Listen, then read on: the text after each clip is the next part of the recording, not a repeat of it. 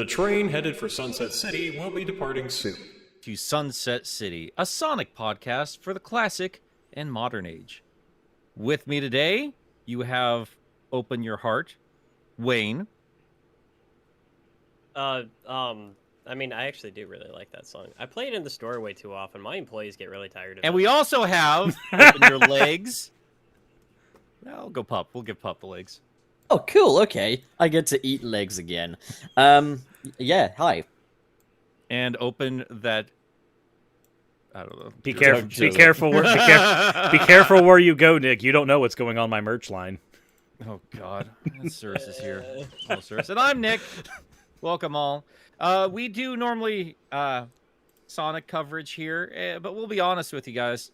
There's a little bit of news, and we will get into it. We are going to take a bit of a break from Sonic once that's all said and done, though, because we all really just want to talk about Spider-Man. So if you will give us this week, just to have a bit of a break from the Hedgehog, we'll get back on track next time. But we were just kind of fluffing around yesterday. We didn't really have a battle plan, and none of us really have the time to jump into a game and analyze the shit out of it right now. So we're excited about Spider-Man, so we're going to get into it. But before that, there is a little bit of news in terms of Sonic, and I think the most prominent from this last week would be Xbox's 20th anniversary, bringing in a frame rate bump for particular games and making a few more backwards compatible. For Sonic specifically, we have a frame rate bump for Unleashed, Generations, and All-Stars Racing, if I remember that correctly. Does that all sound right? Yeah. Wow. I'm gonna be perfectly honest though.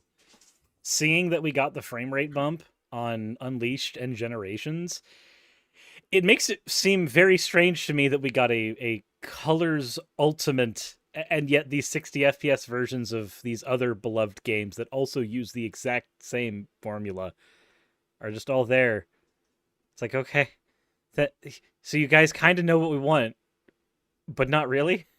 Just a reminder for our lovely, generous viewers, as with always, super chats are read in their own individual segment at the end. So if you're sending a super chat and we're not reading out immediately, don't worry. We've seen it. It's in our logs. We will get to it at the end of the episode. You know, I've been thinking about that actually, and we'll save it for after the show. But I have an idea about super chats I wanted to pitch to you guys, so we'll talk about that later. Yeah, let us know later. But yeah, let's see here. I tried out a little bit of Sonic Unleashed on the Xbox One S, and it ran. You sure did. It ran pretty okay. There was a little bit of lag and slowdown here and there, but it was mostly all right. I do eventually want to get a Series X though, and I'd like to definitely check it out there. It does seem though that they've added this weird, unfortunate patch that makes Nick suck at the game. So, I will keep listening to your mocking when you actually learn how to play Klonoa, you piece of shit. I did. So, I literally did. I finished it. Paragraph after paragraph while you're playing on a fucking touchscreen or a keyboard. You Yes, shut I your was fucking playing... mouth about my gameplay. I was fine with the keyboard, okay, man. If you can't handle a keyboard, that's your prerogative. But I was fine with the keyboard. It was the phone. The phone I had the problem with. The fact that you thought that was a good idea in the first place is beyond me. I just believe in my own skill that it can actually translate to a phone, okay? The difference between you and I is one of us is realistic. I mean, looking at our two avatars, I would say that's up for debate, but like, yeah. Fair. Anyway, yeah, so that's going to be the biggest news. I think that's not the biggest news today. What's the biggest news, Pop? We've got Sonic movie news, or Sonic 2 news, anyway. We've got an alleged plot leak, and we've got some theater merch. I mean, if you consider that bigger news. I would probably consider that bigger news than a frame rate. Like, that's an extra 30 frames of... Anywho. Let me know when you want to get into that. Yeah, you can right now. Oh, really? Okay. Oh, jeez, I'm on the spot. Don't spoil the plot stuff if it turns out to be true, though. I don't know if it's true. That's the problem. Then don't. Right, so don't talk about it then. Like, just say that it's out there. Okay, well, as of right now, though, it's actually been removed by Reddit's legal operations team, and it was removed in response to a copyright claim by a third party. So more than likely, it might be the real deal. I've read it. There's some things I like, some things I'm not so keen on. But okay, we'll talk about the Russian Sonic movie theater merch then. And you can get a Sonic bucket of popcorn, which appears to use all of the same graphics from the original Sonic movie, I noticed but with that. a 2 next to it. And Yeah. then there's these little Sonic and Tails toys. I don't know whether these are going to be like keychains or something. Whatever it says, it's in Russian. I don't understand Russian, but yeah, this was posted by Sonic and all characters, and yeah, there's Sonic and Tails, so it appears to be that Tails is going to be a focus in this movie. I mean, as you can probably guess, but they look nice, I think. They're cute little toys. Yeah, it's not much to it. I was surprised how quickly they got that removed too. Like that was really any kind of a shocker. Like we already know what Sonic and Tails look like. I mean, We there's thought it- sure wait, do. there is another bit of like really big news that we need to get into. There's going to be a lot to talk about on this one. I think I just realized. Mhm. If any of you wanted to smell like a hedgehog, apparently they smell like lemons. Because Sega is releasing a unisex cologne collection that has Sonic fragrance in it. Yeah, I mean, so let me tell you right now. I've been doing some research on hedgehogs because I'm actually thinking about getting one. They are smelly little fuckers, Yep. and they do not smell like lemons. They smell like the piss and shit that they run in. So yeah, Yeah, To be they fair, got when you some think about flavor. it, like with Sonic, he lived. I mean, Green Hill, for example, it's full of different nature and stuff, like different flickies and all that. It must be covered in flicky shit, and Sonic must run through it on a regular basis. Oh God. boy. Maybe the rings are actually made of citrus, and that's why he smells like lemon. Lemon theory confirmed. So now we're going to be able to have a true lemon party with Sonic the Hedgehog. Oh, fuck off, Cirrus. That's what we've always You- wanted. You haven't even lined the curtains up to the top of the image correctly. You need to push them up a bit. Oh my god, I just noticed that. Look, It's good catch there. look, they're hanging because they're on a curtain. In fact, they're you've hanging also- curtains. You've also got the actual Sunset City train window a little too low, but I can forgive that, but the curtains I can't. Like, What the fuck is a lemon party? oh, basically it's this video on the It's me internet. and some of my homies just hanging out together. Don't worry. It's- Yeah, about it. basically it's just an old Okay. folks home having a big gay orgy. Look, all I'm saying is Lemon Party is the thing that taught me that it's never gay to kiss the homies goodnight. Lemon Party is the thing that taught me it's not gay to fuck Granddad. God damn it, I just took a drink. What the fuck? We're off to a really good start today. We're doing good. This is great. I'm glad everybody's so awake and lively. We also have that thing that means that I get to drag Nick and various other people into torturous sessions on the Switch again. Got more details on that on the Sonic collaboration for Monster Oh, you know Hunter. what? I'm game for this, but is it the kind of thing that you have to earn it, or can I just get it? So you are going to have to earn it, but don't worry about it. Like, here's the thing: whenever there's these events released for Monster Hunter, it's always a single quest, and the single quest gives you all the items that you will need in it. Even if you don't get them all in one run, you don't have to go like farm a bunch of other materials to make whatever. So, quest is like, gonna I be. could, in So, theory, yeah, like, hang on, guys. You guys actually want to tell them what the thing is before you get into it? Okay, so here I'll go ahead and pull up the thing on it real quick. But so Capcom has confirmed that we are getting the update to Monster Hunter Rise, which is the collaboration with Sega and Sonic the Hedgehog, on the 26th. We get to see that we get layered armor. Which is basically just armor that is aesthetic you put over the real armor you're wearing, so you don't have to have like whatever random ass stats Sonic armor would give you. You also can change the appearance of your feline, which is your cat buddy. This is the thing that we got back in Monster Hunter 4 as well. You can change them to look like Sonic, but you can also change the dog that you ride in the game to look like Tails. you mean And the Palamute. yeah, the Palamute can look like Tails. They get a Can you Tails turn the costume. Lagombi into Big the Cat? I wish that would be amazing. That would be amazing. But Imagine you just can. stabbing the shit out of Big the Cat. Oh my god! But you can get the Lagombi armor and color it to be Big the Cat's scheme with the ears folding down and everything, so you can They just be should have. big. Oh, they could have made a werehog Palamute as well. That If would they- have been Also awesome. they could have made a Blaze kitty cat too, because that Sonic costume's got some real thick thighs.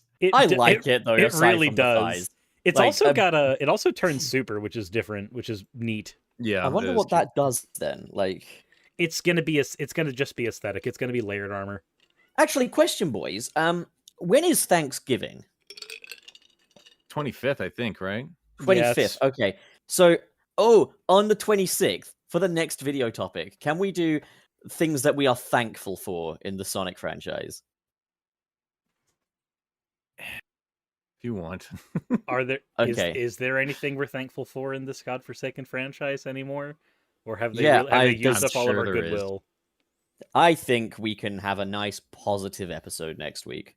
You know what? I trust you, pup. Against all of my against all of my better judgment, I trust you. Good. Let's see what the chat thinks. Should we do a Thanksgiving themed episode? We can have a turkey on the table as well. But I'm No, we can just I'm- get a rotisserie chicken. You guys can have little napkins, but I can't have one because I'm British and I'm not allowed to have Thanksgiving. Oh my gosh, I have to put Blizzy on the table. I'm sorry. Hold on. What? Just keep doing what you're doing. It'll be fine. So let's talk about What's the top up, 10 things that Blizzy? we. Let's talk about the top 10 things we don't like about Surus. Top 10. I'm pretty sure you've got a much more extensive list than that by now. Number 10, he sounds like Linkara.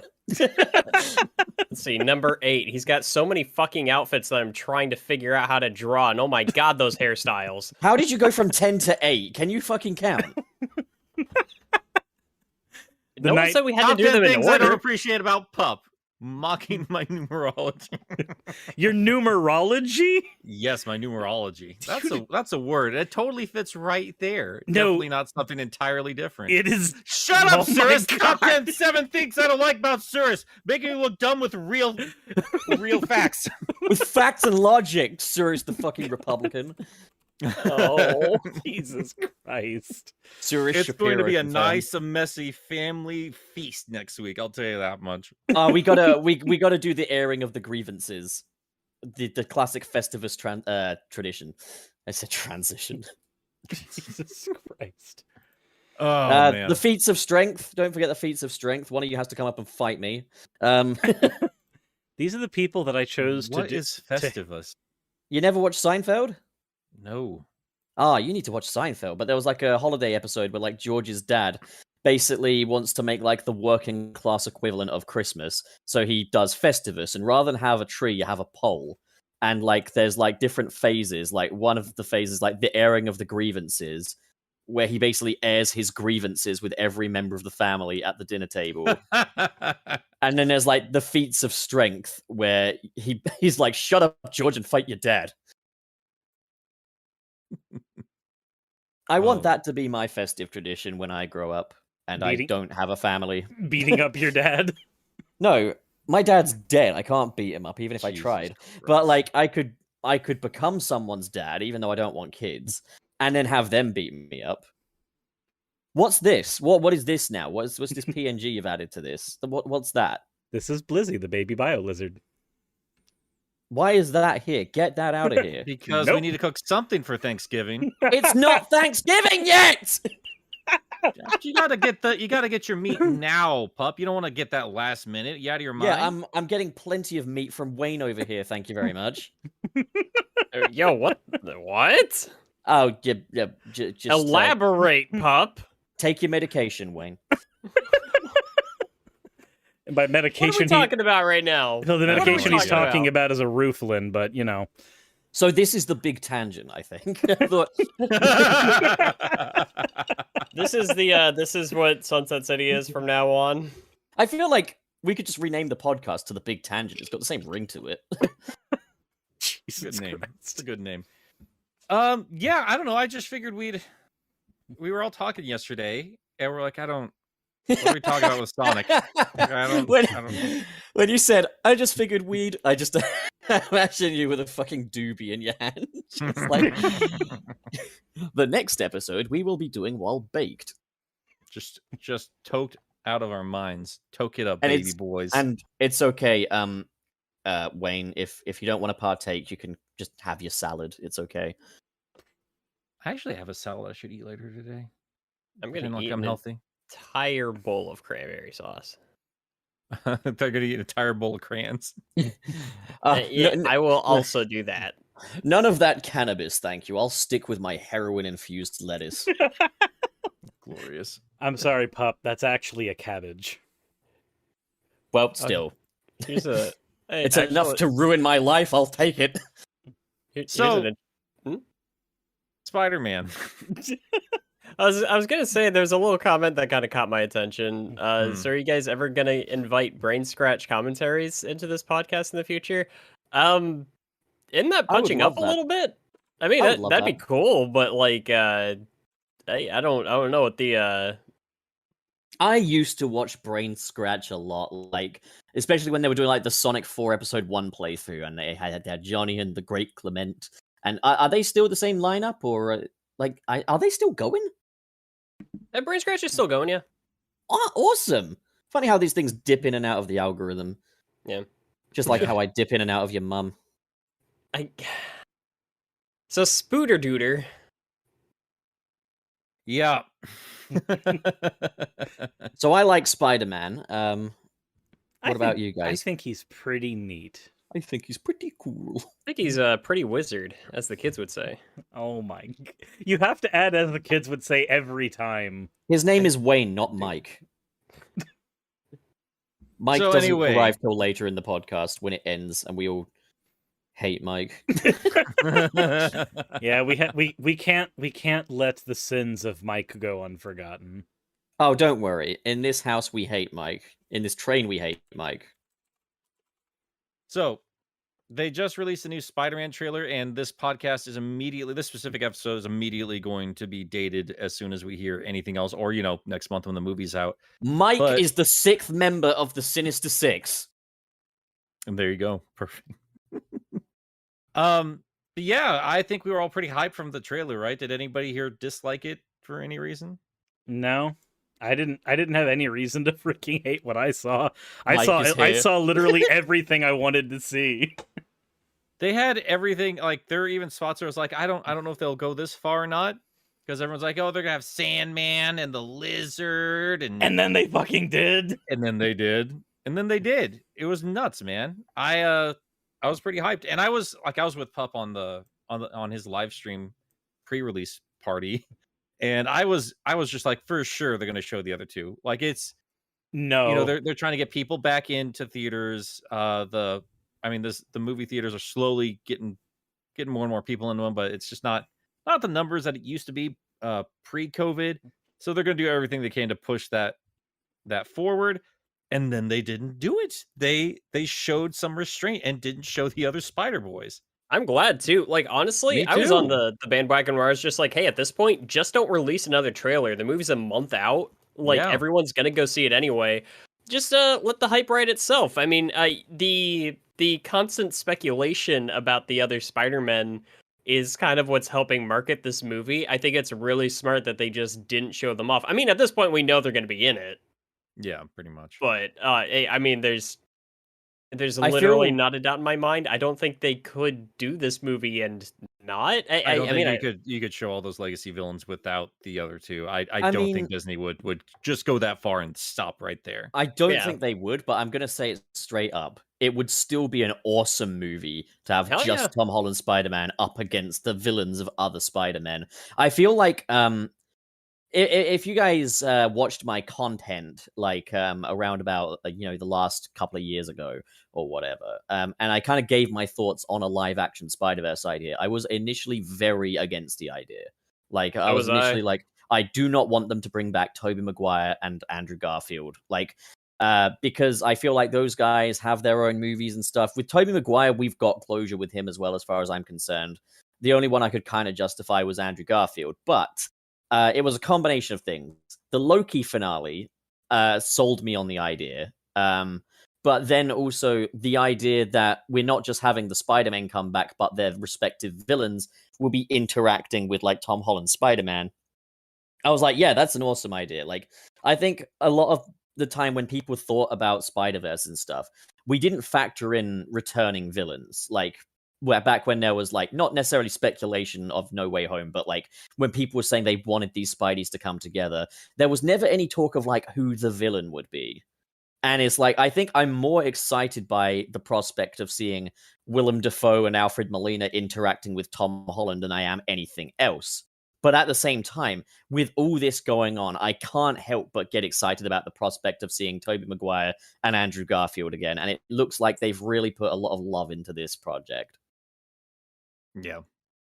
No, I think it's man, I don't know. Everything I'm seeing, I'm just really, really, really excited about. And I do think this trailer did something for us that I think a lot more hardcore fans were concerned about, which was kind of give us a little bit more about Doc Ock himself, which I think helps There clear was a- the air. there was a lot of specifically about like focus on his him. characterization. Yeah, but that's what I'm saying though. Yeah. I think like a lot of people once they saw it was like, okay, is this just going to be surface level fanfare, or are we going to be staying true to what made these characters so special to us in those old movies? That being, Ock being a very humanized character, very silly, arms, but he was redeemed at the end of the story. And I think this shows us that they are at least putting that into consideration. It's not just, oh, it's the same design, but he's just back to being evil without any real rhyme or reason for it. So You know I- what? It looks like like he's that. kind of like caught between like his darker side and his better side. And I think that is absolutely what would happen had Doc Ock survived in Spider-Man 2 anyway. Like, just because he's, gone and thrown his shit in the river, that doesn't mean that he's going to suddenly be Mr. Nice, virtuous man with the tentacles controlling his mind, It doesn't mean that suddenly the inhibitor chip will start working again. So I can fully understand why he's, between two minds about this. And I'm hoping we'll see a bit of that elaborated on. But I'm noticing as well, like, all of the returning villains, bar Sandman and Lizard, have some form of slight redesign. Some would like you see them Like the start Electro off, one, where he looks a lot more like his classic design. especially Electro. I mean, I don't know if we're going to see the blue Electro in this, but like, for example, Green Goblin and Doc Ock, they definitely have some kind of design evolution, because Green Goblin, we see him in his classic Sam Raimi look at first, but then presumably that's going to get damaged or whatnot, because we also see the version with the purple hood and the satchel, and he's not got a mask on. So it looks like he's getting a redesign later in the film. And Doc Ock, obviously, he's going from having his regular tentacles to his red tentacles, which will be obviously the Iron Spider nanoparticles. So, like, I find it interesting how they've kind of evolved these characters to have ever so slight redesigns while still having the classic, their They're- original film looks. They're recognizable to people who are yeah, fans they of all the Raimi they all have an verse. upgrade. Yeah. I wonder if we will see anything like that with the Lizard and Sandman. I mean, I initially thought, okay, Electro's the one getting the redesign, because Electro's design in Amazing Spider-Man 2 didn't really work very well. It doesn't look like, when you think Electro, he doesn't look like Electro. He just looks like a character with electricity. I like his design. Yeah. I remember kind of grinning later on in the movie when they just stopped caring about being good, and then they were just like, you know what? Just throw the freaking lightning bolts onto his armor or whatever. Like, he's just going full ham. This is not something we're taking seriously. The audience isn't taking it seriously. The characters aren't taking it seriously. So it's they just kind of like leaned into it further. I've always said And- I would much rather that Amazing Spider-Man 2 had stuck with the very goofy moment tone in it, as opposed to trying to be a serious movie, because, man, when it not just good at throws it. when it throws its shit at the wall, it's a fun watch, regardless of its lack of attention to detail. when but, Like, Andrew Garfield like shot a web out to Gwen Stacy as she was falling, and the stupid freaking Hand. web turned It's into a so little stupid. hand, I actively laughed at the screen. I thought that was Same. the stupidest shit I'd ever seen. But you know what I've learned recently, that we can't have this conversation because people on Twitter will get very upset with us. Good, let them. Little Bring it fucking on. babies. You bunch of fucking babies. But yeah. Oh, like, that Yeah, it wasn't, would work that on a wasn't what they comic were book page. contending with, Pup. You yeah. know that. It would No, work I on a know. comic book page, not in a movie. It Yeah. looks stupid. yeah, absolutely. I thought it looked all right. I don't know. Of all my problems with Amazing Spider-Man 2, I didn't really have too much issue with a lot of the designs. The Goblin design was Bad. that was something. That was something. Speaking of the Goblin design, I was super happy to see Defoe's actual like Goblin suit in the trailer. I'm not gonna lie. Same. Yeah. I Just like fucking- seeing the helmet. See, because in those early pictures we saw like the goggles and everything, and it looked real weird. But actually seeing in motion that suit being used again with that voice, and he's doing the same mental manipulation stuff that he was doing back in the Raimi series. Yeah. I'm happy.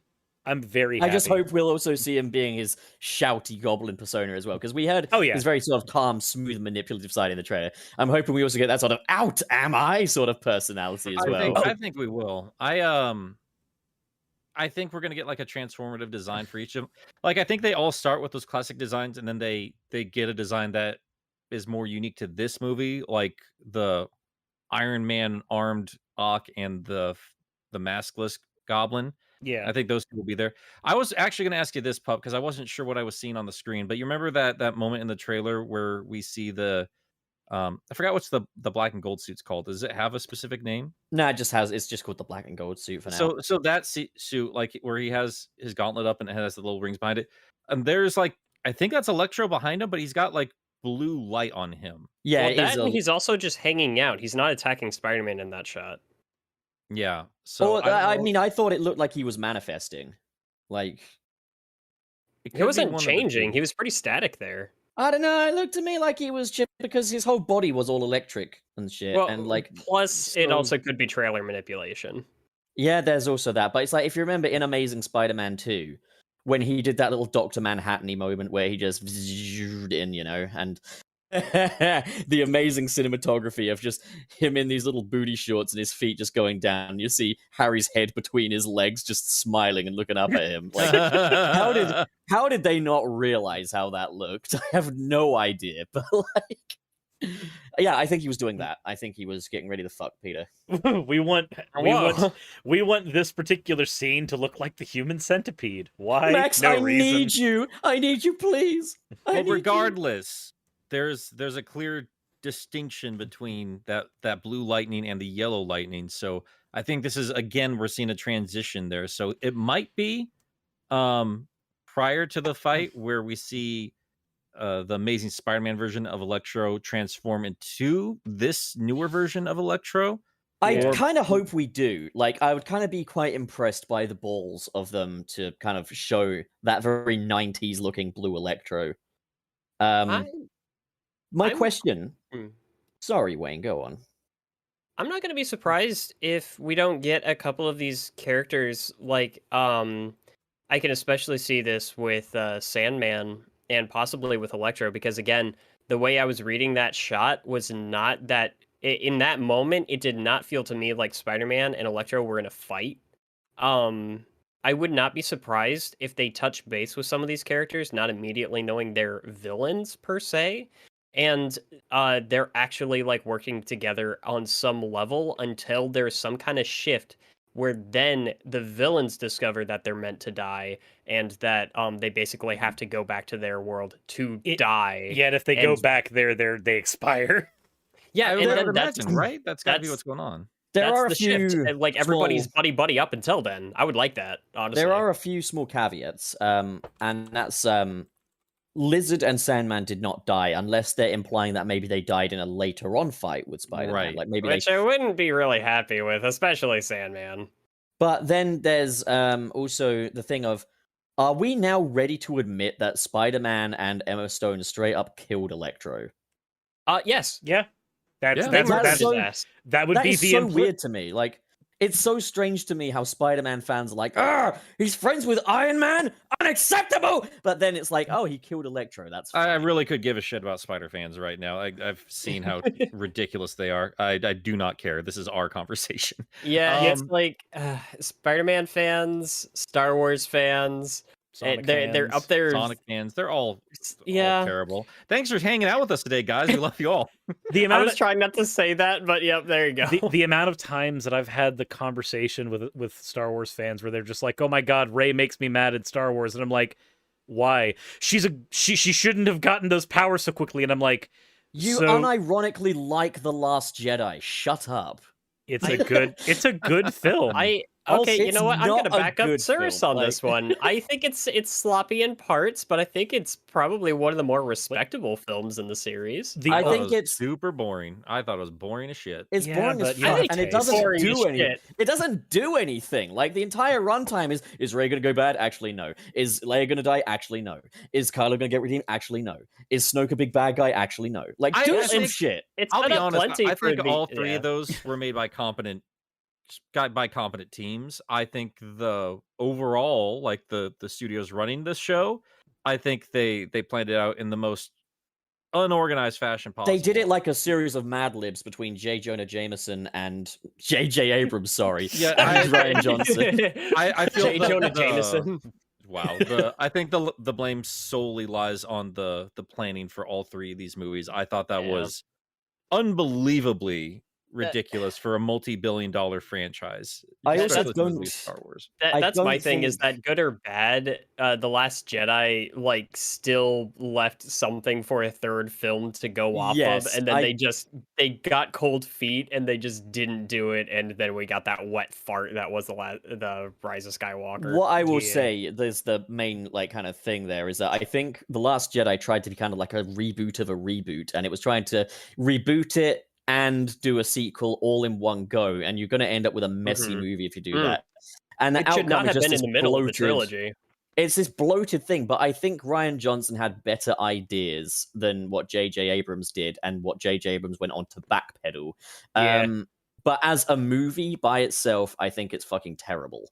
I think- and I'm not gonna say Rey ruined it or any shit like that, but Rey is a fucking boring protagonist in my opinion. I think the thing I was pointing out with the Rey ruining things is a lot of people pull random reasons to hate her out of their ass.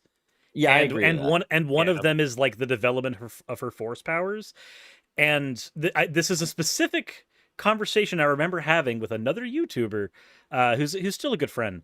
But they were just like, there's never been a point in Star Wars canon where a random person just gets force powers and then is able to like manipulate people so easily. And I'm like, are we forgetting that in the Bane trilogy, Reign was 10 years old and killed 2 Jedi Scouts?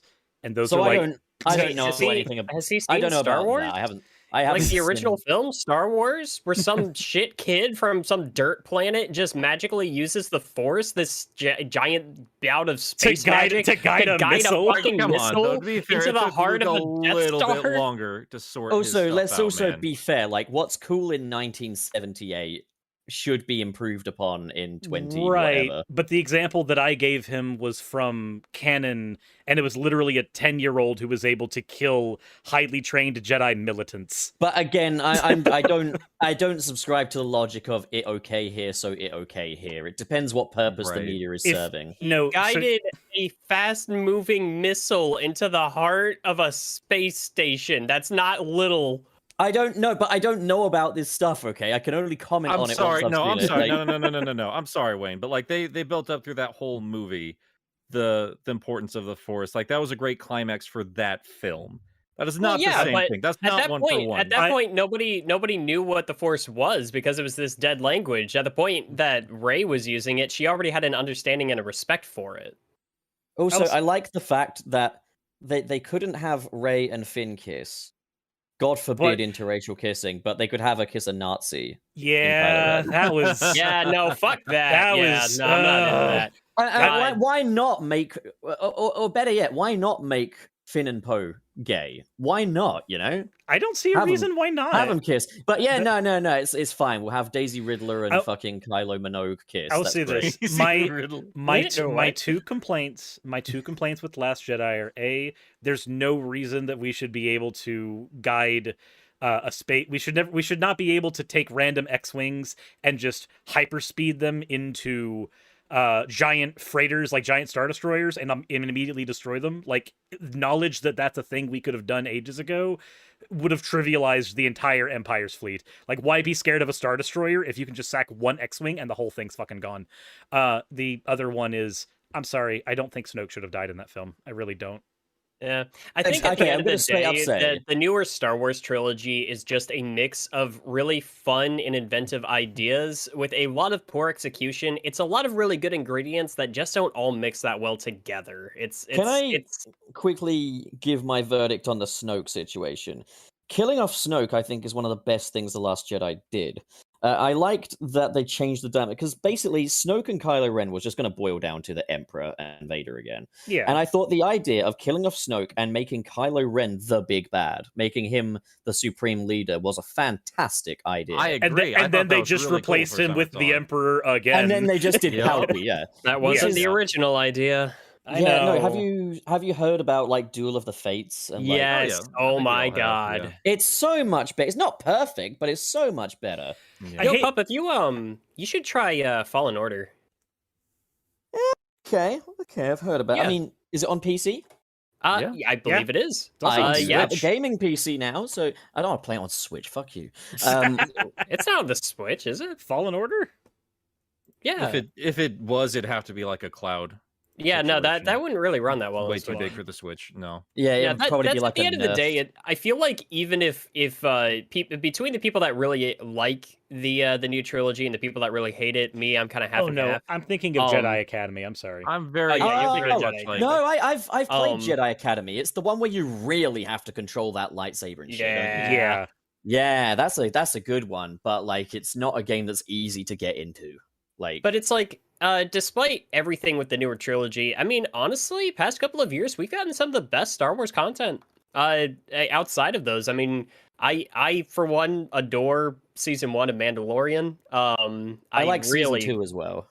I liked season 2. I didn't like it as much as season 1, but I still really liked it. It's a bit And- more fan servicey, I'll say that. And I do Yeah. wish that I wish they would give us stuff outside of the Skywalker timeline. Isn't it so awkward that the Star Wars stuff parallels like perfectly with the problems we have with Sonic? We're like, all this satellite content is amazing, but then what we get in the main series is just kind of controversial at best. I and remember very reactionary to the thing that came before it. I remember Yeah. 2017 actually, which was the year that I think The Last Jedi came out, was the year of what the fuck is happening for me. because it began with Sonic Forces, and then Justice League came out, and then not Rise of Skywalker, The Last Jedi came out. I was like, all these things I've previously relied upon, and you just fucked me. But yeah, no, Pup. I would say definitely try out Fallen Order. I saw somebody say it's not on PC. No, it definitely is. Like It is. It's on the Epic I'm looking at Games store, though. page I'm like, right now. oh wait, no, it's not Epic Games. It's Origin. Never mind. I'm pretty sure it's on Origin's Steam. worse. Is it? I Um, don't know my gaming stuff. I'm gonna look on Yeah, Steam. no, I'm looking at it on Steam right now. It's $40. Oh, I was looking at CD keys. I don't want to pay $40. Yeah. Fuck me. Well, I mean, wait, put it on your wish list. Wait till it goes on sale or something. But it's it's a really solid game. I liked it a lot. But I recently It is downloaded. quite literally the Dark Souls of Star Wars games. it Oh actually no! is. Yes. Is it? When you say Dark Souls, do you mean it's as difficult as Dark Souls? It's got the Eh. progression of Dark Souls. It can be as challenging. I know there's like one specific spot in a pit where you have a gauntlet of enemies that gets a bit challenging, but it does have difficulty levels, so you should be fine. Oh, Yeah, by the it's way, not so boys. much that it's difficult like Dark Souls. It's built mechanically like Dark Souls. Yeah. Following on from our little discussion on Nick's live stream, I played the new version of Desert Bus. Yeah. What a great game! Like Yeah, 8 hours lovely. of just driving. Does the Sega CD version have a pull on the bus? Does the bus constantly pull to the right? Yes, it does. Yeah, because it's really funny because they got this little radio thing in there, and like I think Penn Jillette is literally saying, and the bus, we're developing this VR game, and the bus, it has a slight pull on it, just an ever so slight pull, so that the player has to keep moving the bus back on the road. I was just like laughing while listening to it. I'm just But like, I'm so just- we literally just never took this thing in for an alignment, I guess. My question is, does that radio go on for the full 8-hour duration? I 'Cause- don't know because in the Sega CD version is the only one I have to go off of, and there is like no active radio in that game. What did the Sega CD one like? Yeah, because this one has a radio. That wasn't even You- released properly, if I remember right. The Sega CD version, Yeah. I know there because all I've seen is just like I've seen AVGN's video on it. I've played a bit of it on a friend helped me hack my PlayStation 1 Classic, and so he's got a ROM for it on there, and I tried it out through there. So I think it was part of a compilation, wasn't it? Was that officially It released? was. It but was, I yes. And it was don't released think it as was. I I'm gonna think take a look. it was released as Penn and Teller's Smoke and Mirrors, basically. But I'm gonna just look it up. We got the internet right here. I'm referring to the VR version that they recently released in, I think, 2017. But you can play it without a VR headset. But basically, like you get to clock in and stuff. It's all 3D graphics, and Yeah, no, it wasn't ever released. It's an unreleased Sega CD parody video game developed by Imagineering, starring the magicians Penn and Teller, playing Penn and Terrell. and There's nothing that makes Pup laugh more than saying somebody's name incorrectly. No, to be Isn't fair, that right, Wallace? Yeah, channel to, Cupate. No, to be fair, I'm guilty of It's this Scott as well to you, because motherfucker. I made a laughing stock of myself in this little Discord server that I got some friends in because we were talking about the Justice League movie, and I referred to Hippolyta as Hippolyta. And Hungry Hippolyta. I lost all credibility in that moment. Also, people say I say Pikachu wrong, but I don't give a fuck. Yeah. We went way. I mean, we've gone off the tangent of our. This is tangent good. Here. We've This is allowed the- this to happen. This is the episode's tangent purpose. episode. This This is the is the tangent tangent episode. But there were still things I wanted to pick Oh, your yeah, brains yeah. about with Well, then let's do Spider-Man. it. I Just don't do remember, it. I don't Just remember make- where we hopped off from though. I'm trying to If you remember. want to, We were talking about the train. To, Hold on, we if were you want to talking get back to about. Spider-Man, open a new tangent back to Spider-Man. It's all a Yeah, game. It's all a game. We were so the last thing we were talking about there was how the different designs the MCU was doing different designs for those characters but keeping their old ones for the beginning, the like transitions. We were on Electro at the time and there was a talk about like what they might do with Lizard, but we didn't really get on that particular part. Yeah, I that's, don't think Lizard will change. Well, I wanted to ask you guys because like the only time we see Lizard and Sandman and potentially Electro is what clearly is that big fight that The we'll probably get invisible into. punch. Well, we also Electro see them- see in the garden fight. I don't know if it's a garden, but like well, it's so there's rural like area. no, Pup is right because it's even in the first trailer too. Because Sandman I believe is also present there, but He is. it's not out by the water in New York City. That's more like countryside New York where it's just like and he's wearing the black and gold suit too. Like yeah, so, it's a bunch of Transformers wired up and that they're okay. all swinging around, and I think that's going to be if I had to guess, that's more like middle movie fight, and I I think Elektra's think there. yeah, I think the suits for Spider-Man are kind of the ultimate time what's the word? Not dilators, it's something else. Well, like they're the ultimate reference for where you're at in the film. I think Act 1, classic red and black Spidey. Act 2, gonna be the black and gold and maybe Iron Spider for that one scene. And then Act 3, integrated suit with the big gold spider on the chest. So do we think the integrated suit's just like a partial Iron Spider? It's That what's wasn't left absorbed? of the Iron Spider. Yeah. Like, because Doc Yeah. Ock is obviously going to steal most of it. And it's like, oh god, this is going to be the fight of my life. You know, I so did want to. I actually did want to pick your guys' brains about that because, like, does it not seem like the integrated suit is also using like Doctor Strange's style of magic? we didn't see it in this trailer though, but we've seen I thought we We- saw a little bit of it with Electro in the background. I thought we were talking about that. that earlier. wasn't the integrated suit, that was the black and gold. Oh, I'm sorry. I was thinking of I'm mixing up names here. I was thinking of that suit. Does that So I not have a think- name yet? Because it might be a spoiler. It's an inside out Spider-Man suit. It's quite obvious that's what it is, but I think I don't think so. I think that's just the design of it. No, because there is like basically a plot point is going to be that there's a protester throws green paint at Spider-Man and he turns his suit inside out, That and that's what it looks that like. was that was like some fan theory. I don't think anything about that was at There all was official. there was a leaked video though of Spider-Man getting green paint thrown at him, so it does make Okay. sense. I did and man, okay, I actually kind of wanted to ask you guys about this because I feel bad. Am I wrong? I don't know what's up here. I feel like I'm the only person anymore that actually still likes the Iron Spider suit that's been in the MCU. I don't think hate might be, it. homie. I'm sorry, I do not like that suit. I think it's so messy compared to the original one. So I don't hate it, but it's overstayed its welcome. I think it's been overdone, but It's something that still, I like, one of think- my favorite like adaptations of the Iron Spider suit. I agree, think I it's prefer really it- over designed. I really don't like it. I prefer it to the way Iron Spider looked in the comics. That looked like some kind of Chinese Spider-Man ambassador. But like Jesus Christ. whereas this keeps a bit more of Spider-Man's classic sensibilities, like they, kept it in like the red and people Yeah. say it's red and black and the designer says it's red and black, but it looks blue. But like Yeah, see, because like to me, over-designed Spider-Man suit is not so much this. That's like Amazing Spider-Man 1, where it's just like it looks like it would be disgusting to touch.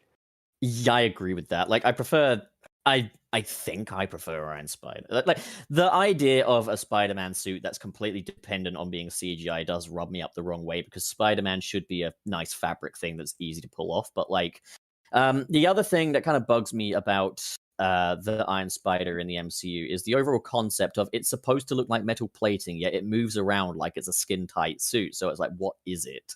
It doesn't feel tangible. When you see CGI on screen, no matter how good the fidelity of the CGI, it needs to look tangible. And this doesn't look tangible to me. That's perfectly fair. And I have the same problem with the Electro fights, but like from Amazing Spider-Man 2, not this.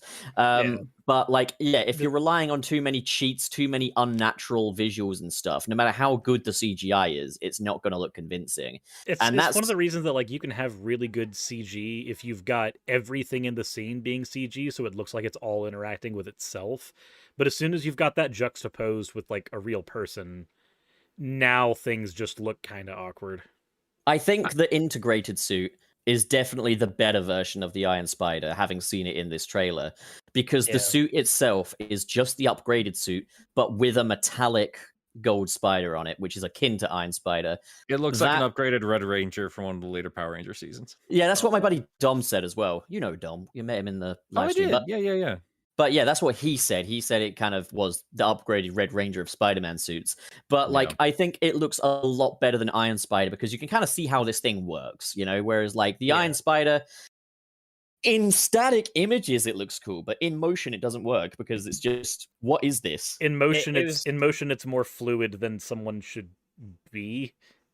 Yeah, I 'cause guess. Yeah. I don't know, man. Like, if you're gonna go Iron Spider, though, I mean, this is my problem with the black suit in SM3 too. Is like, I want something more comic accurate, and everyone always points out, like, well, they tried it and it looks like a kink thing. Like, that's fine. Then put some texture on it. Then, like, do what they did with They can make PS4 it work. Spider-Man. They Yeah, can. What would be your opinion if they did the Spider-Man 3 black suit as the Spider-Man 3 black suit? So it's still got the webs and shit on it, but it's just got the classic black suit spider on the chest. I'd be more okay with it. I think it's still a little bit messy because it's just like, I think that's my problem with the Iron Spider as it is in the MCU, which is just like, it does look like you're overlapping two different designs, and it's just kind of clashes because I feel like the red and the blue kind of border themselves. It's just a very, very nice design. I think that's why it stood the test of time, and it just, both of those ideas feel a little messy. It feels like we're trying to find an in between and not really sticking in one lane and just going for it. It just feels like it's just trying to have its cake and eat it too. And I'm not a big fan of that, but I mean, I can live with both of them. Like, the black suit from SM3 is based off an amazing suit already. It's just a different color of it.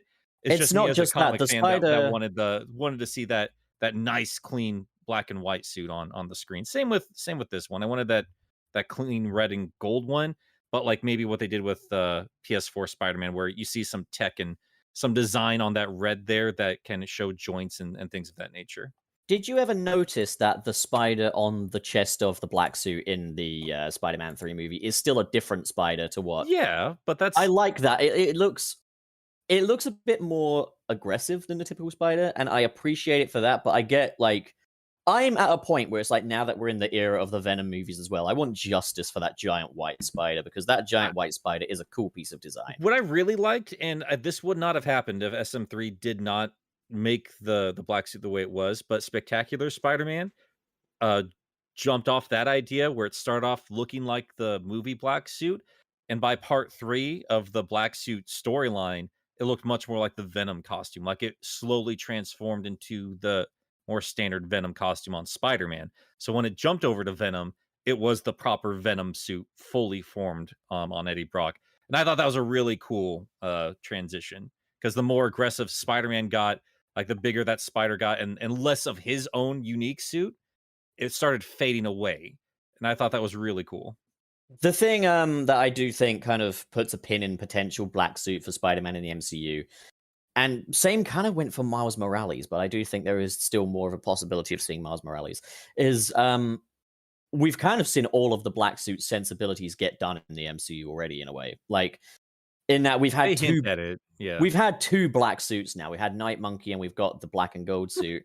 But also we've got a giant white spider on the back of the standard Spider-Man suit as well. It kind of almost feels like by the time you actually do get to the black suit, it would be like it wouldn't have the same impact, if you get me. Because Like, you've already seen these design sensibilities in like multiple other iterations now. Now it's just like, oh, it's here and that's it. you know what I think would have been an awesome workaround, and I don't think you'd like this, Nick, but if they had the Night Monkey suit and they had like spray painted on like through stencil the Venom Spider-Man logo on it as like Night Monkey's logo. I wouldn't. I would not like that. Because like this Spider-Man has all this high-tech stuff at his disposal, so like getting all makeshifty doesn't really make a lot of sense. I thought it made a lot more sense for Miles in Spider-Verse. And I thought that was a very cool mix-up of his own sensibilities as well as, taking on, the Spider-Man role. I thought they made that a much more natural progression. I'm gonna love that do an movie. edit. I want to do an edit just to show. Oh dear. Might as well. Oh dear. And why are you oh-dearing me, huh? It- Shut do the you fuck think- up, cuck. This would be Jesus so.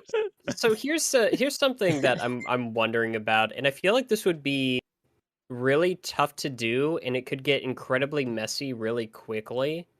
So I'm not sure if I want them to try, and I might prefer if they just keep them separate. But do you think there's a possibility that they might try to merge their two Spider-Man franchises that are dealing with the multiverse and several different Spider-Men? I've actually done a video on this already because Tom Holland recently said he's thinking of stepping down from the role soon. Like, he doesn't intend on playing it into his 30s, and he thinks maybe the best thing from here on out is to move on and, let Miles Morales take the spotlight. So I kind of did a video on that. I was kind of thinking the best versions of the Miles Morales story kind of have Peter's mentorship in them, but it only really works if you have a slight age gap between Peter and Miles. So what I was going to say is what you could do is set up in Spider-Man No Way Home that from Andrew Garfield's dimension, Aunt May's croaked it off screen, and the Sinister Six have been defeated. There's villains running rampant in the MCU, and at the end of No Way Home, or after the death of Tom Holland's Spider-Man at some point, Andrew Garfield's like, this universe needs a Spider-Man. I'm going to mentor this little kid here as well. So, like, he's the resident Peter Parker Spider-Man of the MCU. Andrew Garfield gets a second chance, and we also get Miles Morales. I wouldn't hate the idea. I don't think it's very plausible, but I don't hate the idea. I mean, I'd be there for it just to see, well, this is fucking crazy wild stuff. Can we also just pretend the whole magic blood thing isn't a thing as well while we're at it? I hope so. I feel like if there's one thing the Amazing Spider-Man series that I didn't like, the movies, not the comics, is ripping the idea that Spider-Man could be anyone, just like completely out of its canon. 100%. It's the worst Yeah. thing about it. I would reflect upon the whole series differently if it weren't for that one fucking plot line. And isn't it also kind of weird that the Amazing Spider-Man movies are actually the Ultimate Spider-Man movies? Yeah. Yeah. Because pretty they I take mean- so much more out of the Ultimate comics than anything from Amazing. I mean, Yep. I'll say this: you can't call a movie Ultimate Spider-Man. It's a stupid title for a movie. Like for a comic, because it's and the then- Ultimate Comics. And but then like, they do it anyway. No, I agree with you, Pup. I can see that. I feel like it would work better for like something animated, but something about a live-action Spider-Man movie with the word "Ultimate" in front of it would. Be it kind of also weird. feels like, what makes this the Ultimate one? Then what, is he better than the others? Fuck off, he's not. Yeah. Oh God, yeah, no. So I just to be a little bit more, I guess, cynical. I suppose I would imagine Tom Holland saying this shit the same reason not Tony Stark, Robert Downey Jr. was saying this a few years ago. And I think you actually mentioned this in your video, Pup, where it's just, I don't know, he's probably looking for a little bit more money, or re-upping on contracts. He is a little bit more honest in his interviews, I've noticed. How old is he? Do we know? 10. He's like late 20s. I think he's probably around my age. But it's also just like, God, being Spider-Man with the way, I mean, I don't want to sound too harsh here, but being Spider-Man with the way that Spider-Man fans are right now would make me want to give up the role very quickly. There's because also there's another- literally nothing you can do correctly. Everything that you do is going to piss somebody off. It's going to be inaccurate to somebody's vision of the character. There's also and- another factor as well. Is, have you heard about the interview with Tom Holland, where he basically says about the production problems that faced Spider-Man No Way Home, and how they were still writing the script very late into production. And one day he comes on set for, I think, like a major action sequence, and he was like, wait a minute, like these lines don't feel right. And John Watts was like, don't worry, the script writers are working on a different version of the ending as we speak.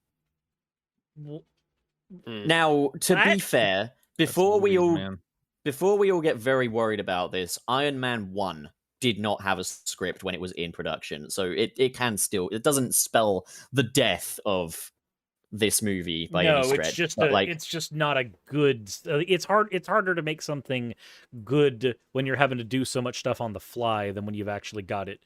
Yeah, and what I'm well. thinking here is that, like, because Tom Holland's kind of done a complete 180 on his views on wanting to continue playing Spider-Man. Like, a year ago, he was like, oh, I'll play Spider-Man as long as I can. Now he's like, actually, I'm a bit of a fucking failure if I'm still playing this into my 30s and stuff. It leads me to believe that maybe some of these production issues could have been involved in, that decision-making process. But again, I don't know everything. I'm not an expert. I don't think he's jumping off immediately after this movie, though. I really do think we're going to get a Venom and Spider-Man movie after this one. I don't think Venom's going to show up in this next movie.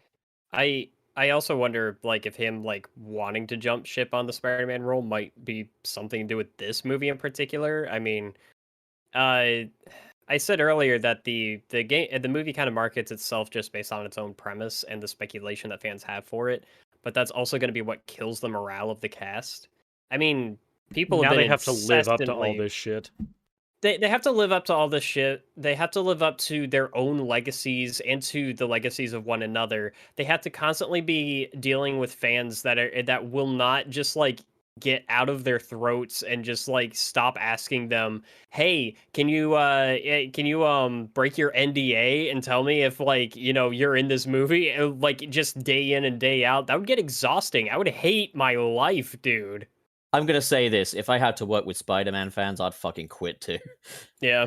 I'm like, God, because it's irritating being a Spider-Man fan on the internet because of how people are. Imagine being Spider-Man and being surrounded by Spider-Man fans. I'm not going to pretend to know what their lives are like, but I would also, if I was, a gargantuan movie star that played an iconic character and I was getting paid millions of dollars to do it, I probably wouldn't bother with Twitter. I'd probably Money just promote would- my shit every now and there. And Money would make bother. me feel better. I'll say that. Yeah, I would not be doing this job right now if I was in their position. I would not be lamenting over Spider this or that or the other. Back while I'm doing my job, and I'll do my the interview circuits and all that bullshit you have to do. But I sincerely doubt any of these people are I don't- obsessing yeah. over Spider-Man, you know?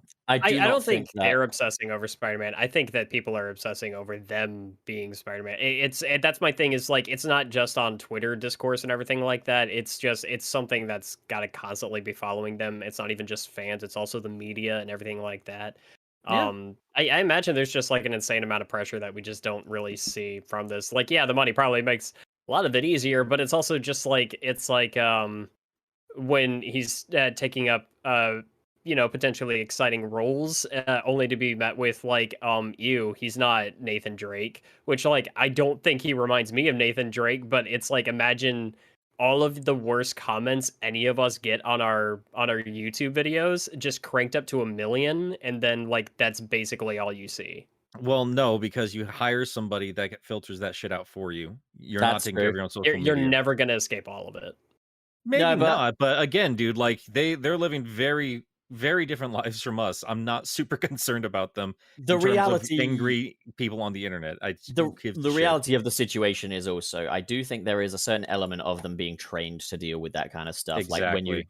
when you become an actor, you kind of do learn to deal with things like that. I know Ben Affleck was like, I was briefed in like when Ben Affleck took the role of Batman, he was briefed prior to what kind of fan reaction to expect, and like he was taught to.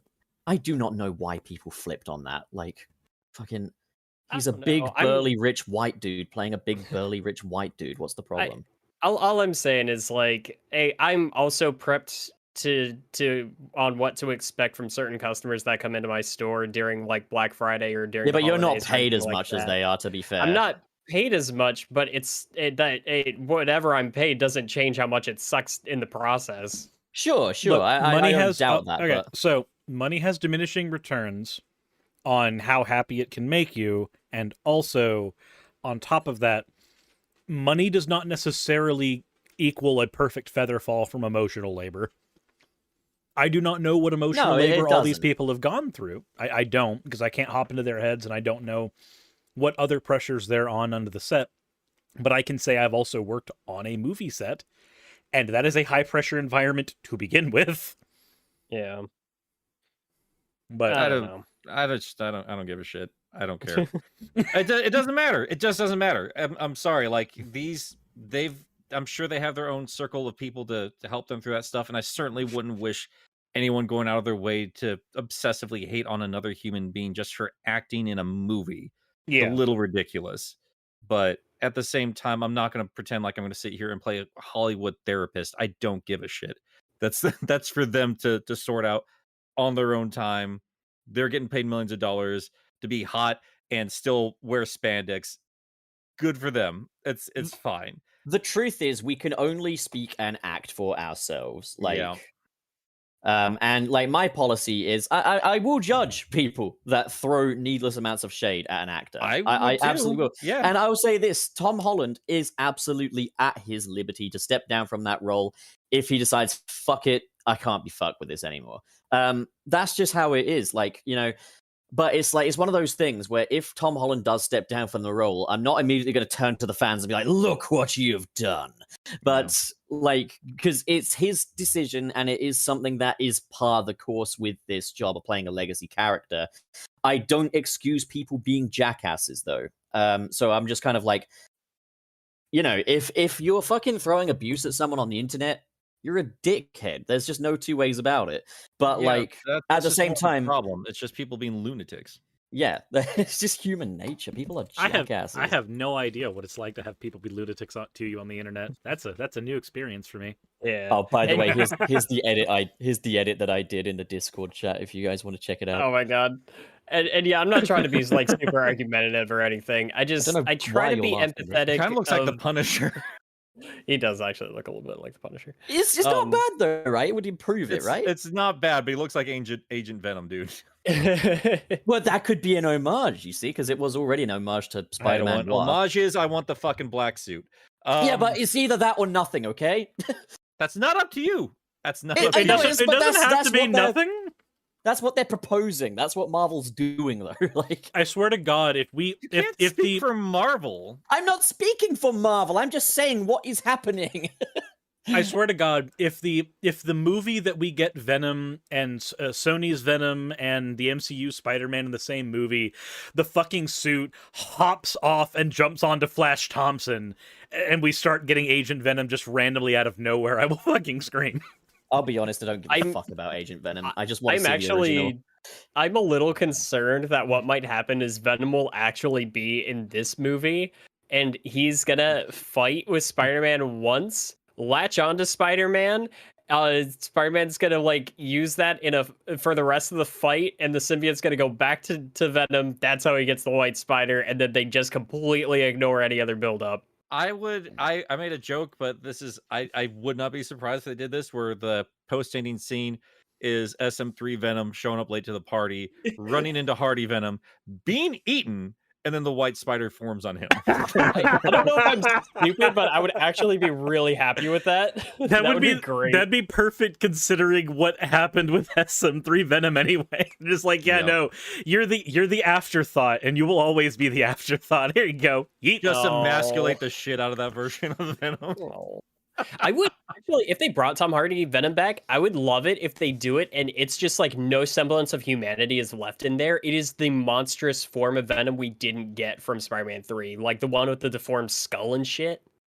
They gotta justify a fight between the two of them. I the don't thing think Venom's in this movie though. I really don't. The thing I proposed in, again, your live stream yesterday, Nick, and I'm just going to say this to bring, people like Suris and the people in the chat up to date. Mhm. The idea that I pitched was that Venom has a problem with Spider-Man. Eddie Brock doesn't. Yep. And basically, Eddie Brock starts to lose control of the symbiote, and it results in the more evil version of Venom coming about. But eventually, Venom is won over. Eddie Brock breaks through. Venom is restored to his good boy self. And there's a point where Spider-Man is about to die, and the symbiote jumps onto Spider-Man to save him. And then, like, as a mark of respect, Venom puts a big spider on his own chest. Yeah, that'd be cool too. Yeah. So, So they the end White it as Spider. buddies. God damn it. They end it as buddies, but they begin it as kind of enemies. But I- Eddie Brock, the thing with this version of Eddie Brock is he's a totally rational person, which Eddie Brock was not in the comics.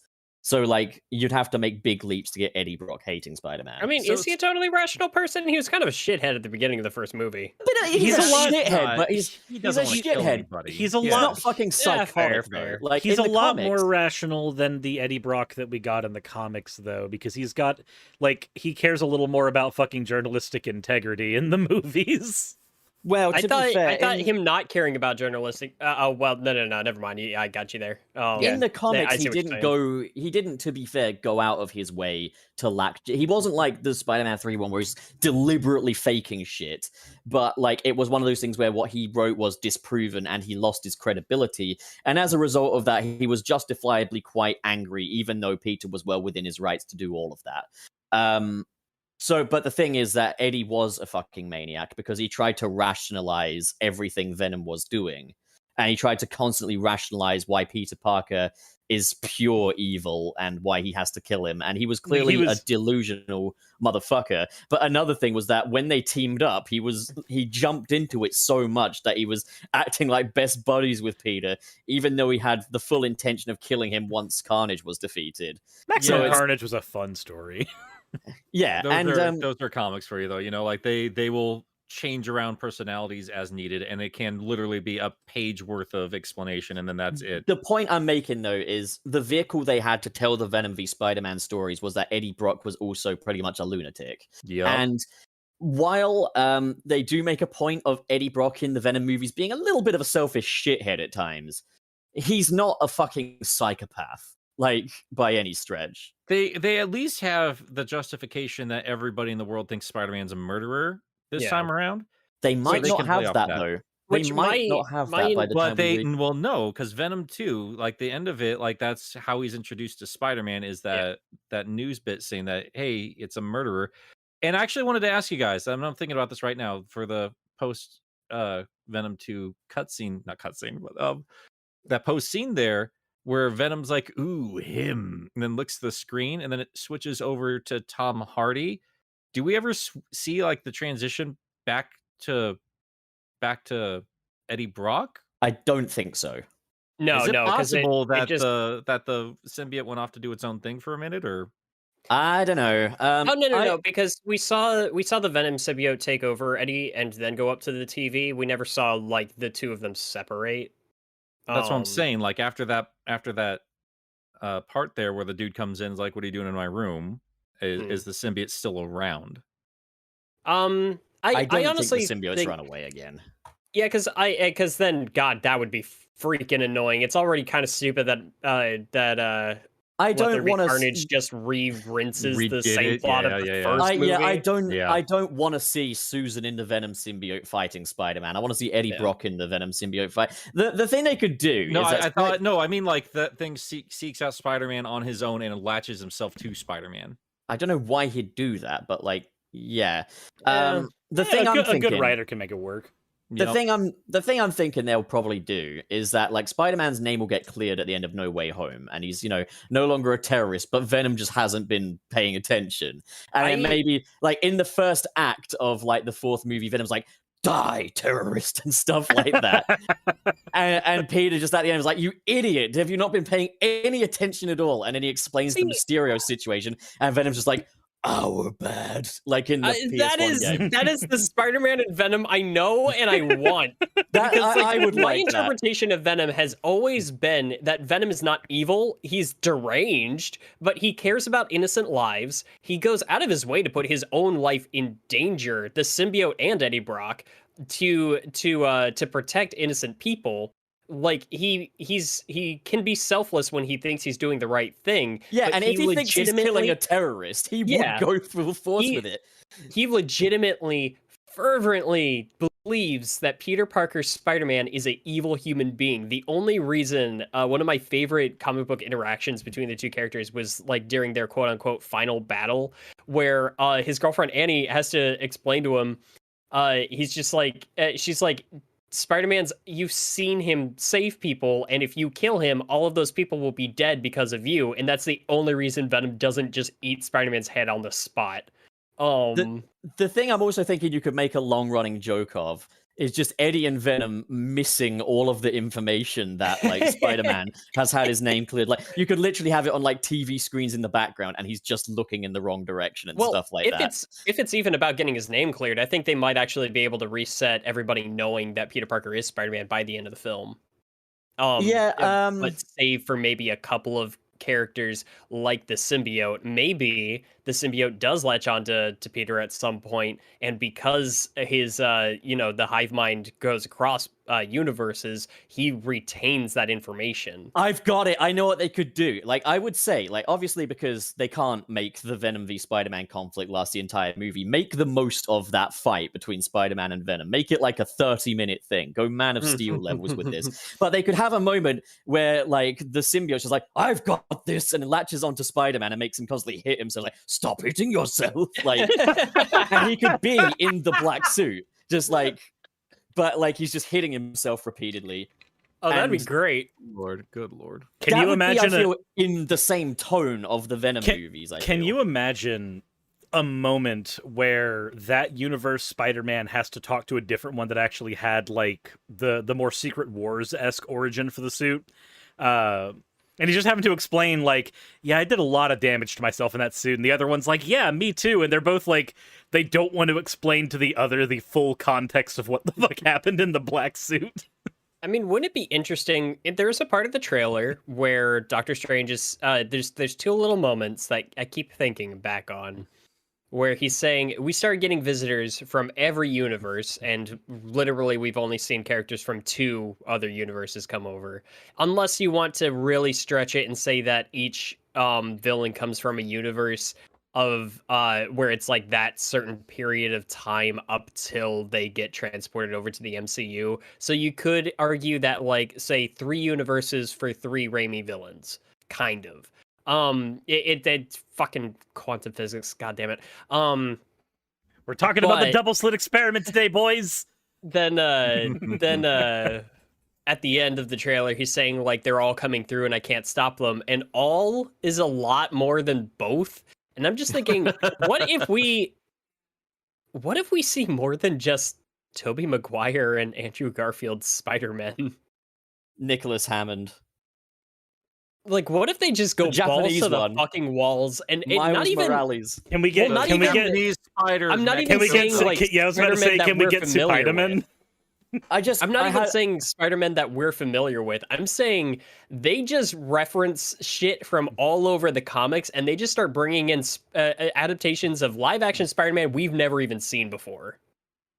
Yeah, maybe. I've just had an idea. Sorry for like the ending of Spider-Man v Venom. You know how we've kind of hinted that like Venom's kind of gay for Eddie Brock. Yeah. Do one better, make him poly as well. Like, and they could have like the whole thing of like Venom is trying to explain to Eddie why he should be willing to share and stuff. And That's literally just comic accurate. Yeah, that's just what Yeah. happens in the comics. no, but you could Yeah. literally have Venom in love with Spider-Man. But then, like, you could have like when Spider-Man turns him down, I he's mean, like, they kind of do that with She Venom in the first When- movie. when Spider-Man turns him down, like Venom's just like, just know you don't have to do this alone anymore. We are Spider-Man, and he puts a spider on his chest. And Peter's like, yeah, no, but like, thank you anyway. I feel like the way they've written this Venom, there's some incredibly fun ways to get him to interact with MCU Spider-Man, and I it's want to not write this gonna movie, man. I be- want to write a It Venom is- movie. He is like all my issues with Venom 2 aside. It is very 90s Venom. Very, He's Oh, so very yeah. 90s. cute as well. Like Venom is adorable in these movies. I'm a simpleton, and the first Venom movie just tickles my brain, all right, and I like it. It's every time Venom opens his stupid ass mouth, I just smile because it's so goofy and over the top, and I'm just like, yeah, nah, this is the character I've been waiting to see for so long. See, I've- for I've- me, it's only the second half of Venom 1 that tickles my brain a little bit, but like it doesn't tickle my brain anywhere near as much as the Mm. second one. Like I feel like there were moments of kind of accidental sweetness with Venom in Venom 1.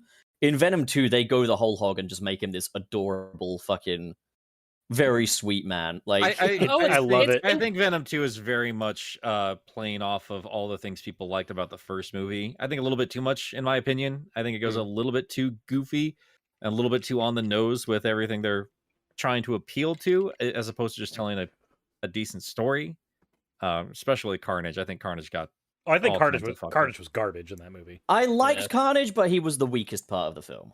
I Well, see- don't hate him when he was just going nuts on things, but I do think he was a bit too much like the last symbiote that we fought. I really wanted to, Riot. Yeah. I really wanted him to get a little bit more demented and I mean, scary. one of my It's- main points of why this is better than the first one was I thought they had a good villain this time around, but I still don't think they really did Carnage justice. Yeah, Well, see- I think I like the second movie more than the first. I don't hate either of them. I do think they're both bad movies, but also, I'm only there to really see Venom, honestly. So You're there that to was my watch thing him was do the- neat shit, and he does neat shit. See, it was like I walked away from the first one really happy because I was expecting absolute dog shit, and I don't know if it's possible I was reading too deep into it, but I was getting a semblance of like a through line and an actual like character progression and story in there.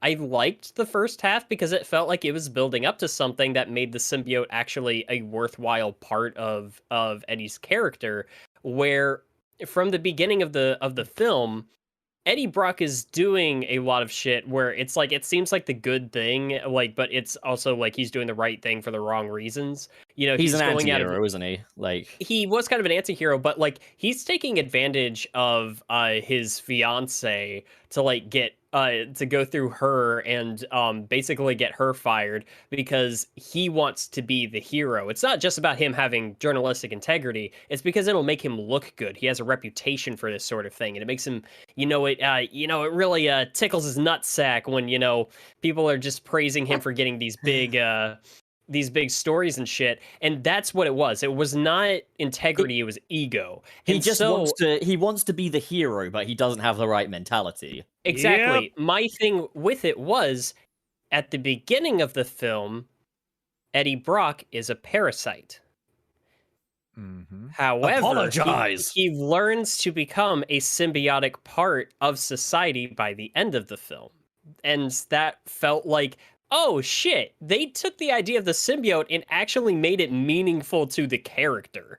And it's like something that I kind of was toying with throughout the entire movie, and it fit just about everything that was happening. And I felt like I saw this character that learned to work with people and not take advantage of them, and accept help from people and return the favor and shit like that, where it felt like I saw some progression there. And again, maybe I'm reading too deep into it, but that's what I got out of the movie.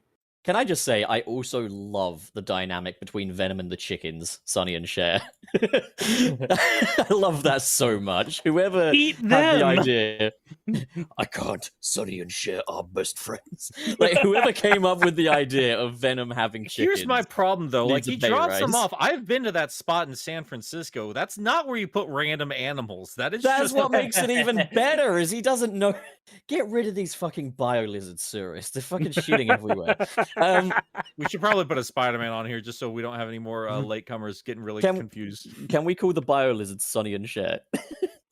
Yes. But like, this has become more of a Venom podcast than a fucking Spider-Man podcast. We are really we did tangent Star upon Wars tangent. for a few Yeah. minutes there. Yeah, we're just But- having fun. I think just the mere fact that we have 2 Venom movies right now, because I know that the theory has been thrown around quite a bit that Venom's going to be showing up as the 6th member. I don't think we have the time for it, and it might just be my 90s baby brain thinking this, but I always felt like they always played up, because he's so popular, Venom versus Spider-Man as its own big thing anytime they do it in the cartoons or anything, ever since his appearance back in the comics. So I don't think they would cram it in here, even though that's literally what they did with Spider-Man 3. Oh, that reminds me. I messaged the Twitter last night. I'm not sure if I ever elaborated on this, but I think I might have figured out who the final members of the Sinister Six could be potentially. Let's hear it. And Yeah, I it links wanted to to hear this. merch because basically we kind of agreed that it looks like Doc Ock is in an uneasy alliance with Spider-Man, and that like we got that shot of him getting thrown out of a window by Electro. So presumably he's not working with the Sinister Six. So I'm going to pitch 2 villains going forward. There are 2 Lego sets. These are Spider-Man No Way Home Lego sets. Now there is merch surrounding Spider-Man No Way Home, but if ever it's like a character that's probably not going to be in the movie, it doesn't say No Way Home. It just says Spider-Man, but in that blue No Way Home logo. There are 2 Lego sets. One of Spider-Man in his black and gold suit going up against the Vulture, and one of Spider-Man in his upgraded suit going up against Mysterio. Now, these boxes do say inspired by Spider-Man Far From Home and Spider-Man Homecoming, yet they also say No Way Home on them. So I do wonder if maybe they've put those inspired by Homecoming and inspired by Far From Home there as kind of like, this could kind of mean, the scene could be, or like whatever. But like, I'm wondering if they put that there to disguise a potential spoiler, and they just wanted to release new Lego sets with these characters in. But it's like, if Doc Ock isn't a member of the Sinister Six, that leaves 2 slots open. Mysterio and Vulture could kind of fill those slots because you've got different villains from each version of Spider-Man. It could make sense to have some villains from Tom's join the foray as well. I think that'd be a nice, easy, a nice fun mixture. 2 villains per Spidey. Another thing I pitched, and I did this in Nick's stream again. I'm really sorry you've heard this all before, Nick. But another thing I pitched was that, you could see the silhouettes of Vulture and Mysterio emerging. But when they actually reveal themselves, it's John Malkovich and Bruce Campbell. Yeah. So you would I get think the you mentioned this, originally... yeah. you'd get the originally intended Spider-Man 4 Raimi-verse versions of Vulture and Mysterio. So, like, Tom Holland could see Mysterio and be like, oh, not this guy. But then when he unmasks, it's Bruce Campbell. Tobey Maguire's like, oh, not this guy. Yeah, that'd be great. They gotta bring in PS2 style Mysterio. I believe in the Raimi-verse, Mysterio was just going to wear a comic book accurate costume for 4.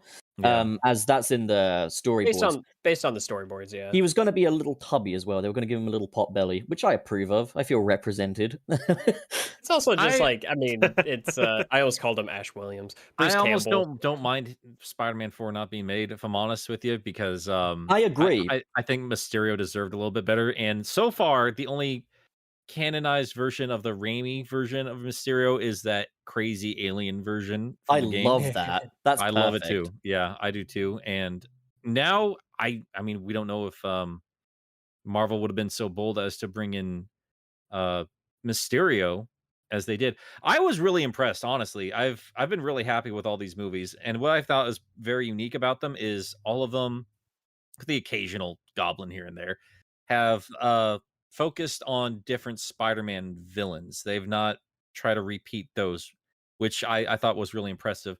So that's where I was thinking, like, if they're going to do Sinister Six, we're going to do 2 villains per Spidey, just to show the accumulation of everything going forward, and kind of a representation both of Tom Holland's Spider-Man's finally coming into his own, not through Nick Fury, not through Iron Man, but recognition from the legacy Spider-Man. At the same time, also showing that in some weird way, even though they're not in the same canon, they've all built off each other, and this is the culmination of that with the representation through their villains. And I think that would be a nice way of putting that all together.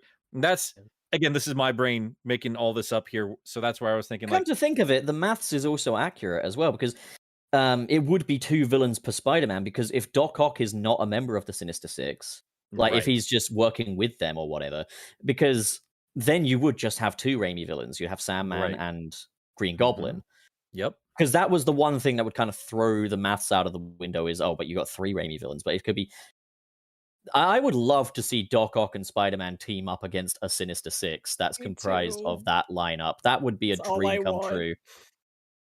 I, Oh, maybe it's possible then, isn't it? Like it's well on the table potentially. And who is it that plays Michael Keaton? Recently came out and said that he had been shooting for an MCU Spider-Man movie very recent, or just an MCU movie very recently. Like He for also like a could have been reshooting. talking about Morbius, though. He could have done, but Morbius, I believe, has been finished for quite a long time now. Oh, fair. So I did. yeah, I don't know. I was actually gonna try to pitch a little idea to you. This is still Spider-Man related, but a different upcoming Spider-Man movie. We have not heard very much about Spider-Man Across the Spider-Verse yet. I'm very excited for it. And one of the things that excites me the most is seeing freaking Miguel O'Hara, Spider-Man 2099, on the big screen. Yeah, dude. Yeah. Oh my god. I had an idea for what the villain might be.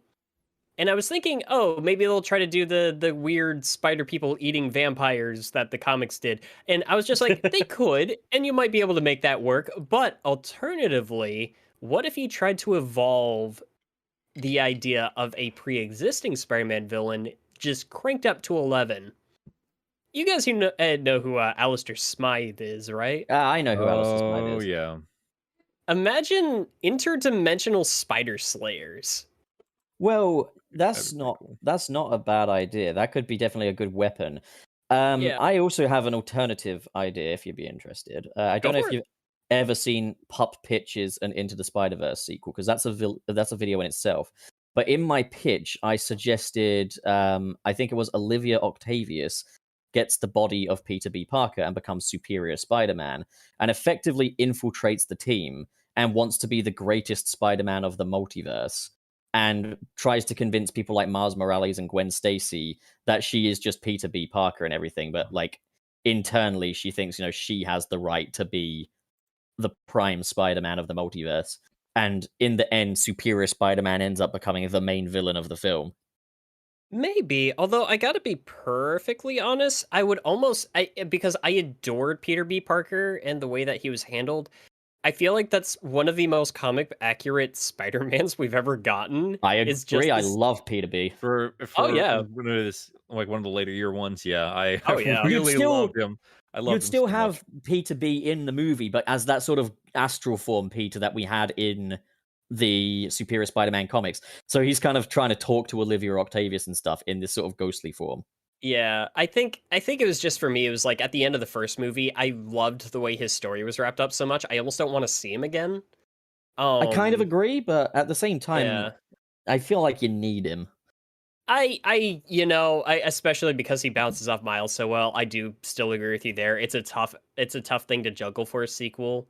I think for me, it's just like generic as this might sound, because it's not that different from what the Kingpin was doing in the first movie. I feel like if you're going the Smythe route, you could have like some kind of universe, especially if you wanted to like mix in the fucking 90s cartoon with this. I mean, if we really want to get wild, you could have something where it was like Spider-Man was helping work with Alistair Smythe and or his father or something to try to put together like this project, and Spider-Man's DNA ended up like being the catalyst that killed like his Smythe's father or something like that. And then he just like goes on this bloodlust rampage to just destroy every Spider-Man across the multiverse, and that's what he's created these Spire Slayers for, is just to like destroy all of them or to suck up all their DNA or something. I don't know. Maybe they're just Emmy now. Metroid Dread. Haha, I got him. Could we potentially get a combo of the two ideas? So like, yeah, Superior Spider-Man thinks he's going to be the man to destroy Alistair Smythe, but in actuality, he's the one person that's not equipped to do so. Hey, I mean, I feel like those two ideas are not incompatible with each other. Like, they're probably not doing either of them, but it's like I feel like they could work for a potential story. Right, Sony, contact us, okay? We want to write Venom 3, and we want to write Across the Spider-Verse. There you go. Nailed it, guys. We got it. Also, Zavok is the 6th member of the Sinister Six. Good night, everybody. I was reading the comments. I love that. Like, who do you think Sonic Sinister Six would be? And someone's like immediately like the Deadly Six. There you go. There's your Sonic. There's your Sonic in your Sonic podcast, all about Spider-Man today. This whole time we've been talking about Spider-Man Lost World exclusive for the Wii U. Yes. I'll fucking kill you. You will try. Just take me out first, please. I'll take you out to dinner and a drink. I noticed we have not talked about the invisible punching lizard. Oh, we all know that's Andrew Garfield. No, Lizard was just a bit unwell that day, and he just had a moment where he needed to just quickly hide a sneeze. Right. Because that wasn't in the American trailer. Which reason was that? Brazil. Region? This was the Brazilian trailer. But Andrew the, Garfield being taken to Brazil. But here's the thing. Even in the American trailer, though, like, me and the boys in our live reaction kind of figured it out, because it was like, it's this big charging moment, but Lizard and Electro, if they're trying to charge Spider-Man, they're not doing a very good job at it, because their trajectory is way off. Yeah. Who can get past him? They're playing a fucking game of Manhunt. And that's like such a perfect like trio shot too. Speaking of which, I think I mentioned it in our group chat, but like that one shot in the trailer of like Spider-Man swinging across the transformers and the wires overhead. I feel like I'm misusing that word. The telephone poles? Yeah, those aren't telephone poles. Maybe they are. I don't fucking know. There's like a sunset in the background and everything, and it's just him swinging, and he's so small in the screen. And to me, it looks like a hero shot where I think the other two Spider-Man are going to be in there with him, and they're on their way to like that's going to be like a big moment where we see the three of them swinging together. If that is true and that happens, somebody owes me a Dr. Pepper. It gives a lot of credence to things as well. I just well, obviously we see that it looks like the final battle is taking place at the Statue of Liberty, which is covered in scaffolds for renovation, for adding if that's even the final battle. Now, it was stated in a leak a long time ago that the big end battle, if it is, would be at the Statue of Liberty, and that it would have Captain America's shield. Yeah. But also, it's worth noting that big Andrew Garfield leak we got of him against the blue screen, that blue screen was covered in scaffolds. Now, that can just be film set stuff, is sometimes there are scaffolds in front of blue screens. But to be fair, it would be much simpler to do it without scaffolds in front of it. Give the blue screen guy a much easier job anyway. But then also there's the image that John Campea leaked, that totally not real image, because look at Tobey Maguire's dick. That image has them by the waterfront, and what's just past the waterfront in New York? The Statue of Liberty in Staten Island. Now, okay, I'm basically saying, look, water, but like, still, I think it's got some credence. And I think it's as plain as anyone thinks it is. I think is Occam's razor in this situation. I do think all those leaks are real, and I think they're all at the Statue of Liberty, and I think that's the final battle. I think that's a scene concept also that people have talked about quite a bit is the idea that when MJ is dropping in that trailer, when she's dropping down, the Spider-Man that saves her could be Andrew Garfield as a form of retribution for what That's happened I with would love Gwen. that. I would I- love that. I think we're I'm- all in agreement there. I Yeah. think That'd be that's great. I think it's almost a guarantee that that's going to happen, and there's God, probably I going to really be hope so. there's probably going to be some line, maybe even a throwaway line, just like I didn't mess it up this time or something. Or like- it could be, they just let Toby do it because he's much better at catching. No, Gwen. see, no, if Oh, if I wrote this Butterfingers. movie, if I were the if I were the writer of this It's movie, another Nick. Oh, shucks, not again. if I were the writer of this movie, you'd have like Andrew Garfield Spider be like, "I did it this time," and then like a knowing Spider UK going, "You fucking letdown, you fucking failure." Fucking hell! I want an Australian Spider-Man that just talks like sassy from the Big Les shows, like, "You fucking druggo, Andrew." can we get Italian Spider-Man in there? Get We- all of them. we Like, why already is had- there not? Why is there not an Aussie Spider-Man as well? Like his theme music could literally be the Raimi theme, but on didgeridoo. Like it would be amazing. And his arch nemesis could be like the Green Kangaroo or something. no, his Jesus. his arch nemesis would just be like they'll grab in some form of His Captain arch Boomerang. nemesis would be the boomerang. Yeah, the Yeah. boomerang. The Sinister Six is literally a jellyfish, a crocodile. You have the lizard, we have the crocodile. He's Crocodile. just a crocodile. We got Doc Ock. We got Steve Irwin. Oh no! Steve Irwin would No, be you- no, Steve, You have Craven No, the dude, Hunter, Steve- we have Steve Irwin. Steve Irwin is the Uncle Ben of this universe, and Oh, literally it could no. be Steve Irwin's son is Spider-Man. Literally write it as Steve. Is who's he gonna Steve is he Irwin's gonna son? die to the villain Stingray or some shit? No, fuck Jesus. that. Don't Alright, stop it. alright, Enough with God. that. Enough. But Rob Irwin could be Spider-Man. Make him Spider-Man. Ay, ay, ay. Well, do we have any more discussions or anything we want to talk about with this trailer specifically, or have we just devolved into pure madness? I Aussie think we Spider-Man always needs to devolve happen. into pure madness, but Yeah, that's where we yeah. are right now. The final sure we battle get can take place at Ayers Rock as well. I don't even know what that is. It's this big red rock in the middle of Australia. It's brilliant. Oh, that's okay. I never know what it was called. That's very pretty.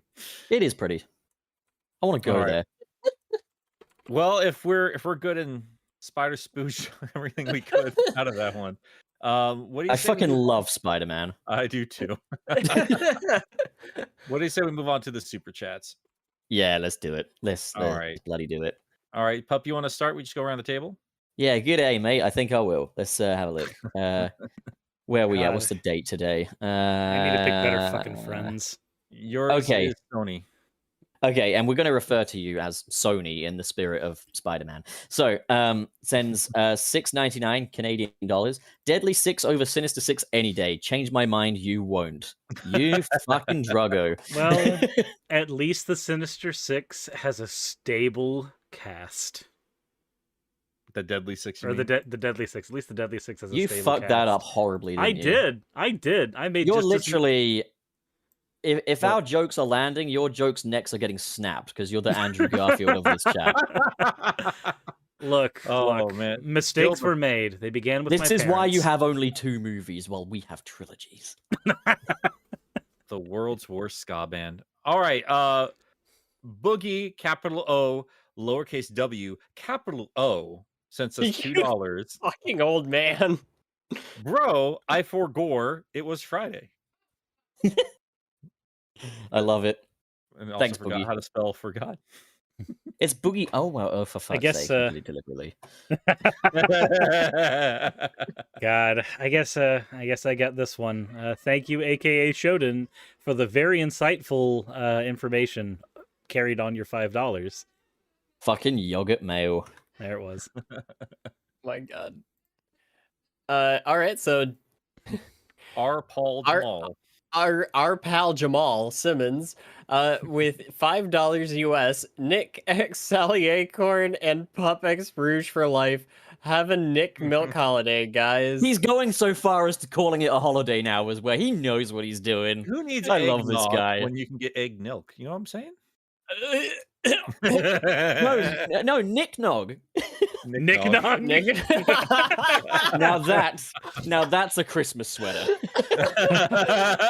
Oh my god, I can't wait to actually use my Christmas sweater model. I'm sorry. Oh, by the way, guys, once again, buy the merch. Okay, there we go. We got that in there.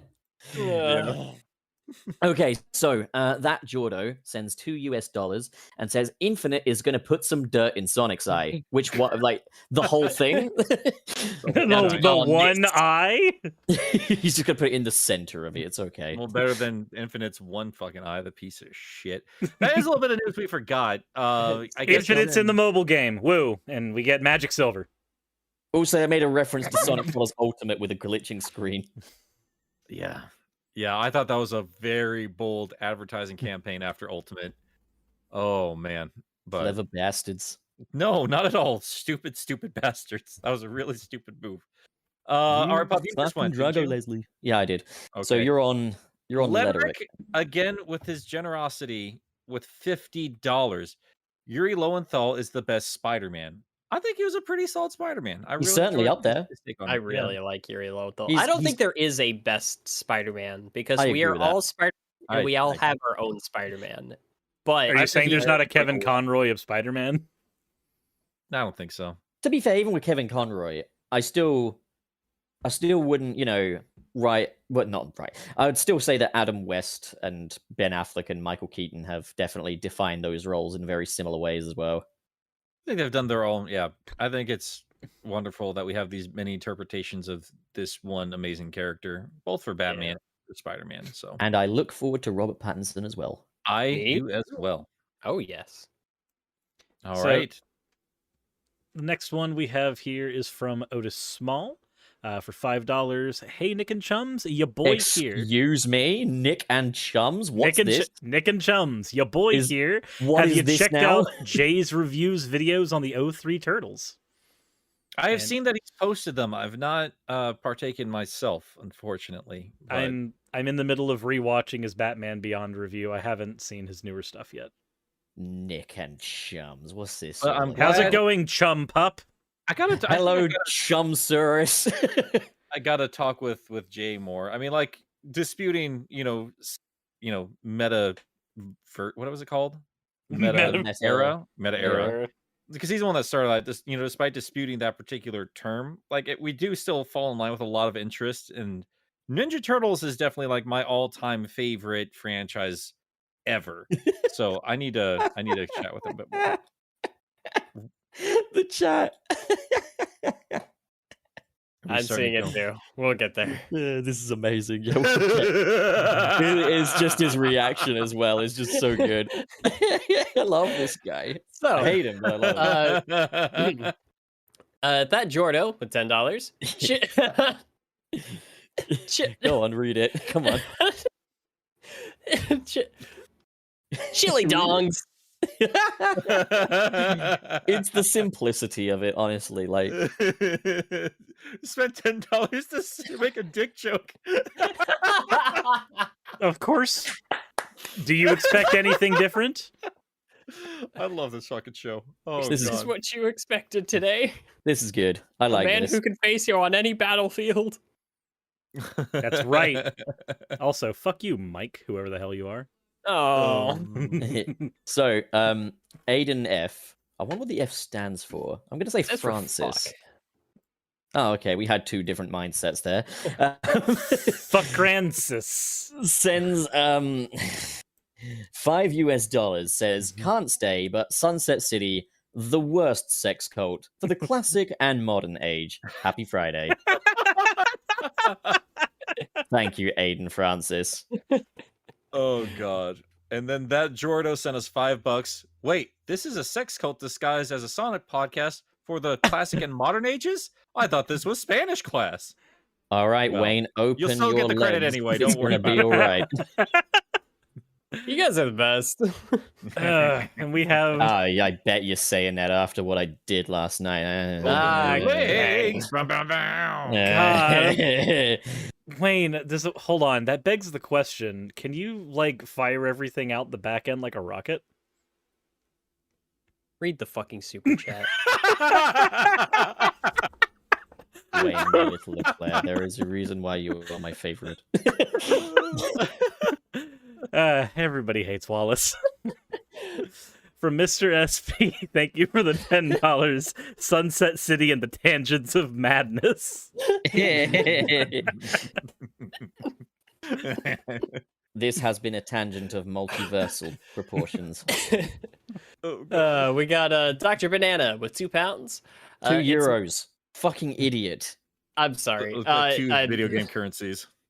That was me being stupid. I saw Two something that wasn't Poké America, dollars. and I was just all right. Yeah, okay, that's my bad. Dr. Banana with €2. It's Mike's birthday soon. Can he get insulted, please? Yeah, fuck you, Mike. Fuck you, Mike. Jesus Christ, Mike. That's why I don't go to Jersey Mike's, because I eat food not associated with the name Mike, because I hate We don't even Mike. talk into Mikes. We hate Mikes that much. Yeah, Mike, you fucking shit. Fuck I don't you. have- right. All of these are just little plastic cups held together by string. That's how we're talking to you right now. I don't have a mic. I have a phone. Also, your username is forbid object 5, but the only object that should be forgiven is you, Mike. You don't have fucking feelings. Oh god. But Mike has actually responded. Well, not respond, but like kind of, followed it up and said, I'm announcing the founding of the Sunset City Opposition Against Mike Harassment Party. In other words, the SCOAMHP. Our main goal is to stop harassment against all Mike kind, as well as revoke the no mics allowed rule set by the Sunset City Council on the Sunset City Podcast, episode 34. Did you- buddy, it's not no mics allowed. It's just you in particular. Hold on, buddy. hold on. Just I need this Mike. to point this out because we have a perfect opportunity for this joke. It is Growlithe is apparently being a butt. We have a perfect opportunity for this joke now. Look, we have a rule Nikki? against mics, and if you don't believe us, look up Sunset City Rule 34 for episode 34. Nope. Nope. No, we don't need. Thank you, sir. So I'll take the gun away from your head now, and you can go free. Christ. Let's call it Sonic currency redacted. Mike says he will start crying. Good. I'm glad. This is what I wanted Aw. anyway. I hope it's your birthday as well. I mean, it's close to your Aw. birthday, but I hope you actually do cry on your birthday. There's Oh my nothing funnier. god! There's I am nothing so funnier sorry for Pup. than Jesus someone fucking crying Christ. on their birthday. Mike. Nothing. Pup, who hurt you? I'm just kidding. Who hurt you? Did I ever tell you about the kid whose birthday I ruined? Okay, so it's just this is sorry, the villain what? arc. This is the villain arc of Channel Pup. Got it. It was in Villain it arc, was- as in the singular. No, it was in elementary school. I accidentally ruined this guy's birthday. There was kind of this sensitive kid, and he was kind of a bit quirky. I don't think he had anything, but like he was just a quirky dude. And he used to skip around the playground making fart noises. But like one day, I didn't know it was his birthday, but I saw him in the playground, and he had this little bag, this bread bag. He wasn't eating out of a lunchbox today, and I was like, you're eating out of a whole bag of bread, huh? A bit greedy, eh? And he yelled, "You ruined my birthday!" and then ran away crying. God damn it. And I won't lie, I took a little satisfaction in it. I was confused initially. I was like, cool.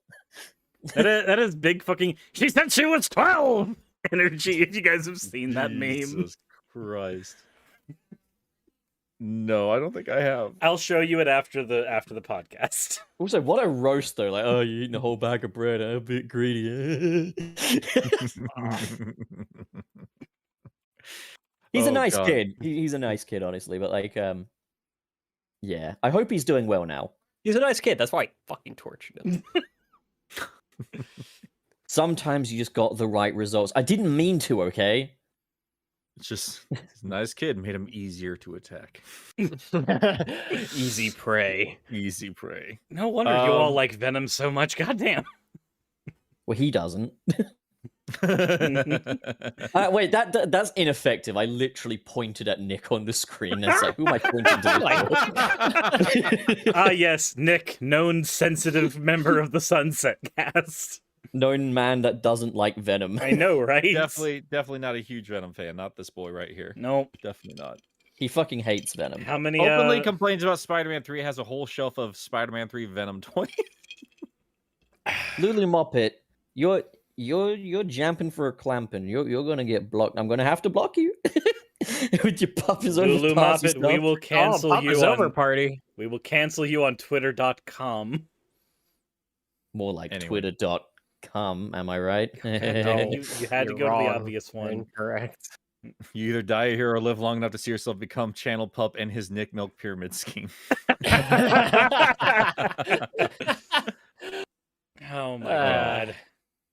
God. All right. Well, guys, thank you so much for hanging out with us today. We will get back to Sonic next week. Just, every now and then we need a little bit of a break, and I think that's healthy for everybody in this fan base. If I'm honest with you, if Twitter has taught me anything, they get mad about the weirdest little things.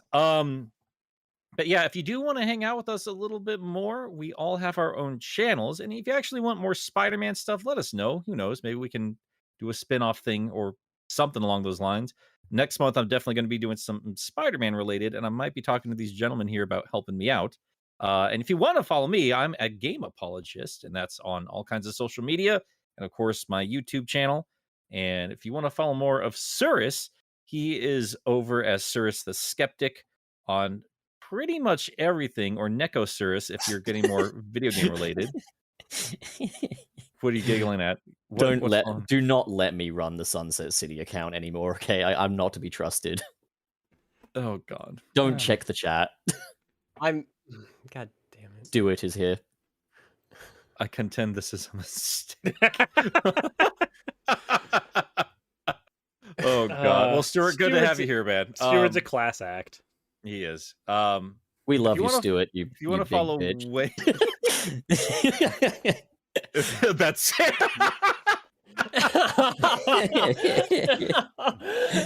Oh God. Good Lord. All right. So yeah, if you want to follow Wayne, he's at Wayne is Boss on just about everything. Wayne, what are you working on? And Sirs, we'll get back to you. I just realized I did not ask you that. Actually, sir, if Thanks. you want to take the reins on that real quick. Sure, why not? I will allow you to speak. Man, this is a good podcast. Okay, I am so on.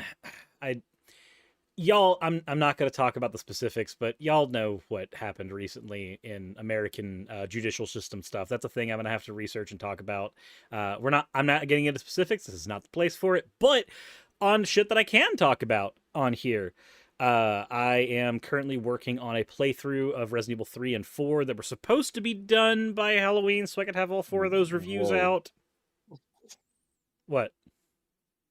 Did It anyone sounded else like is you just the, got like- infected by the T Yeah, virus. I noticed Yeah, that. dude, oh my I God. noticed that. Oof. Is it better This is now? why you're not allowed to speak, Sirs. Is it better Yeah, now? better now. Okay, cool. Yep. So I'm gonna have a review of Resident Evil 3, the original, and Resident Evil 4, being worked on as soon as those playthroughs are done over on my stream. I'm also going to be doing one for Metroid Dread. I don't know if I want to get a third playthrough under my belt before I do that. I might. You do. Who knows? I just got my second playthrough done while I was on vacation, actually. Good boy. It's a good fucking game. I'm sorry, it's so good. But so Resident Evil, Metroid Dread, and the new Pokemon games are coming out. I'm doing stuff about those as well. I have to. I just have to. But yeah, that's all the stuff that's going to be happening over on Neko Serves, which is the one I can't talk about over here. That reminds me, I am going to be posting our spoiler cast for the Metroid Dread stuff here sooner rather than later. I think Was all Paige will the get that first. footage usable? I will find out today. Okay. I've had a very low energy week. I've been in bed, if not streaming. Basically, I've been very, very sick. You've So, had very that's how it bad goes. sinuses. Oh goodness, yes. All right, Wayne. Indeed.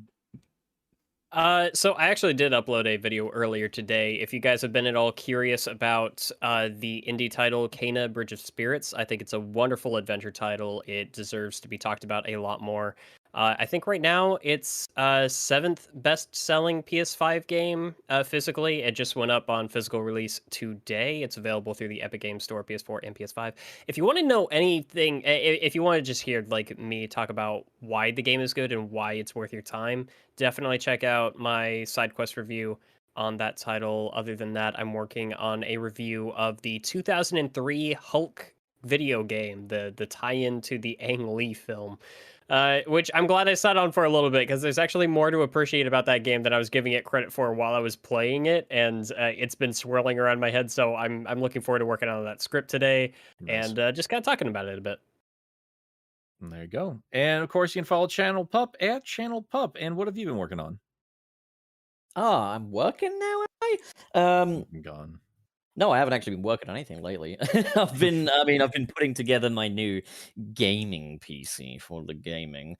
And I have power now, and part of that power is the power to stream without it turning into a slideshow. So I hope to be streaming a little lesser known Sonic game, one that a lot of people, I think it's kind of a hidden gem. I plan to be streaming Sonic Boom Rise of Lyric over on my channel at some point, and I'm hoping to get you boys on a couple of episodes if I can. But yeah, that's me. That's me. Oh, there you go. That is pretty dope. All right, well, guys, thank you so much for hanging out with us today, and yeah, we'll be back to Sonic next week. But yeah, if you enjoyed any of the Spider Talk, again, give us any kind of feedback because I think we're all itching to do something else outside of Sunset City that might be fun for all of us. But until next time, toot toots, Web Warriors. I don't know. God, I gotta Mike's a fucking piss. dick, isn't he? Jesus Christ. I can't wait to drag you all back into Monster Hunter. Monster Cox!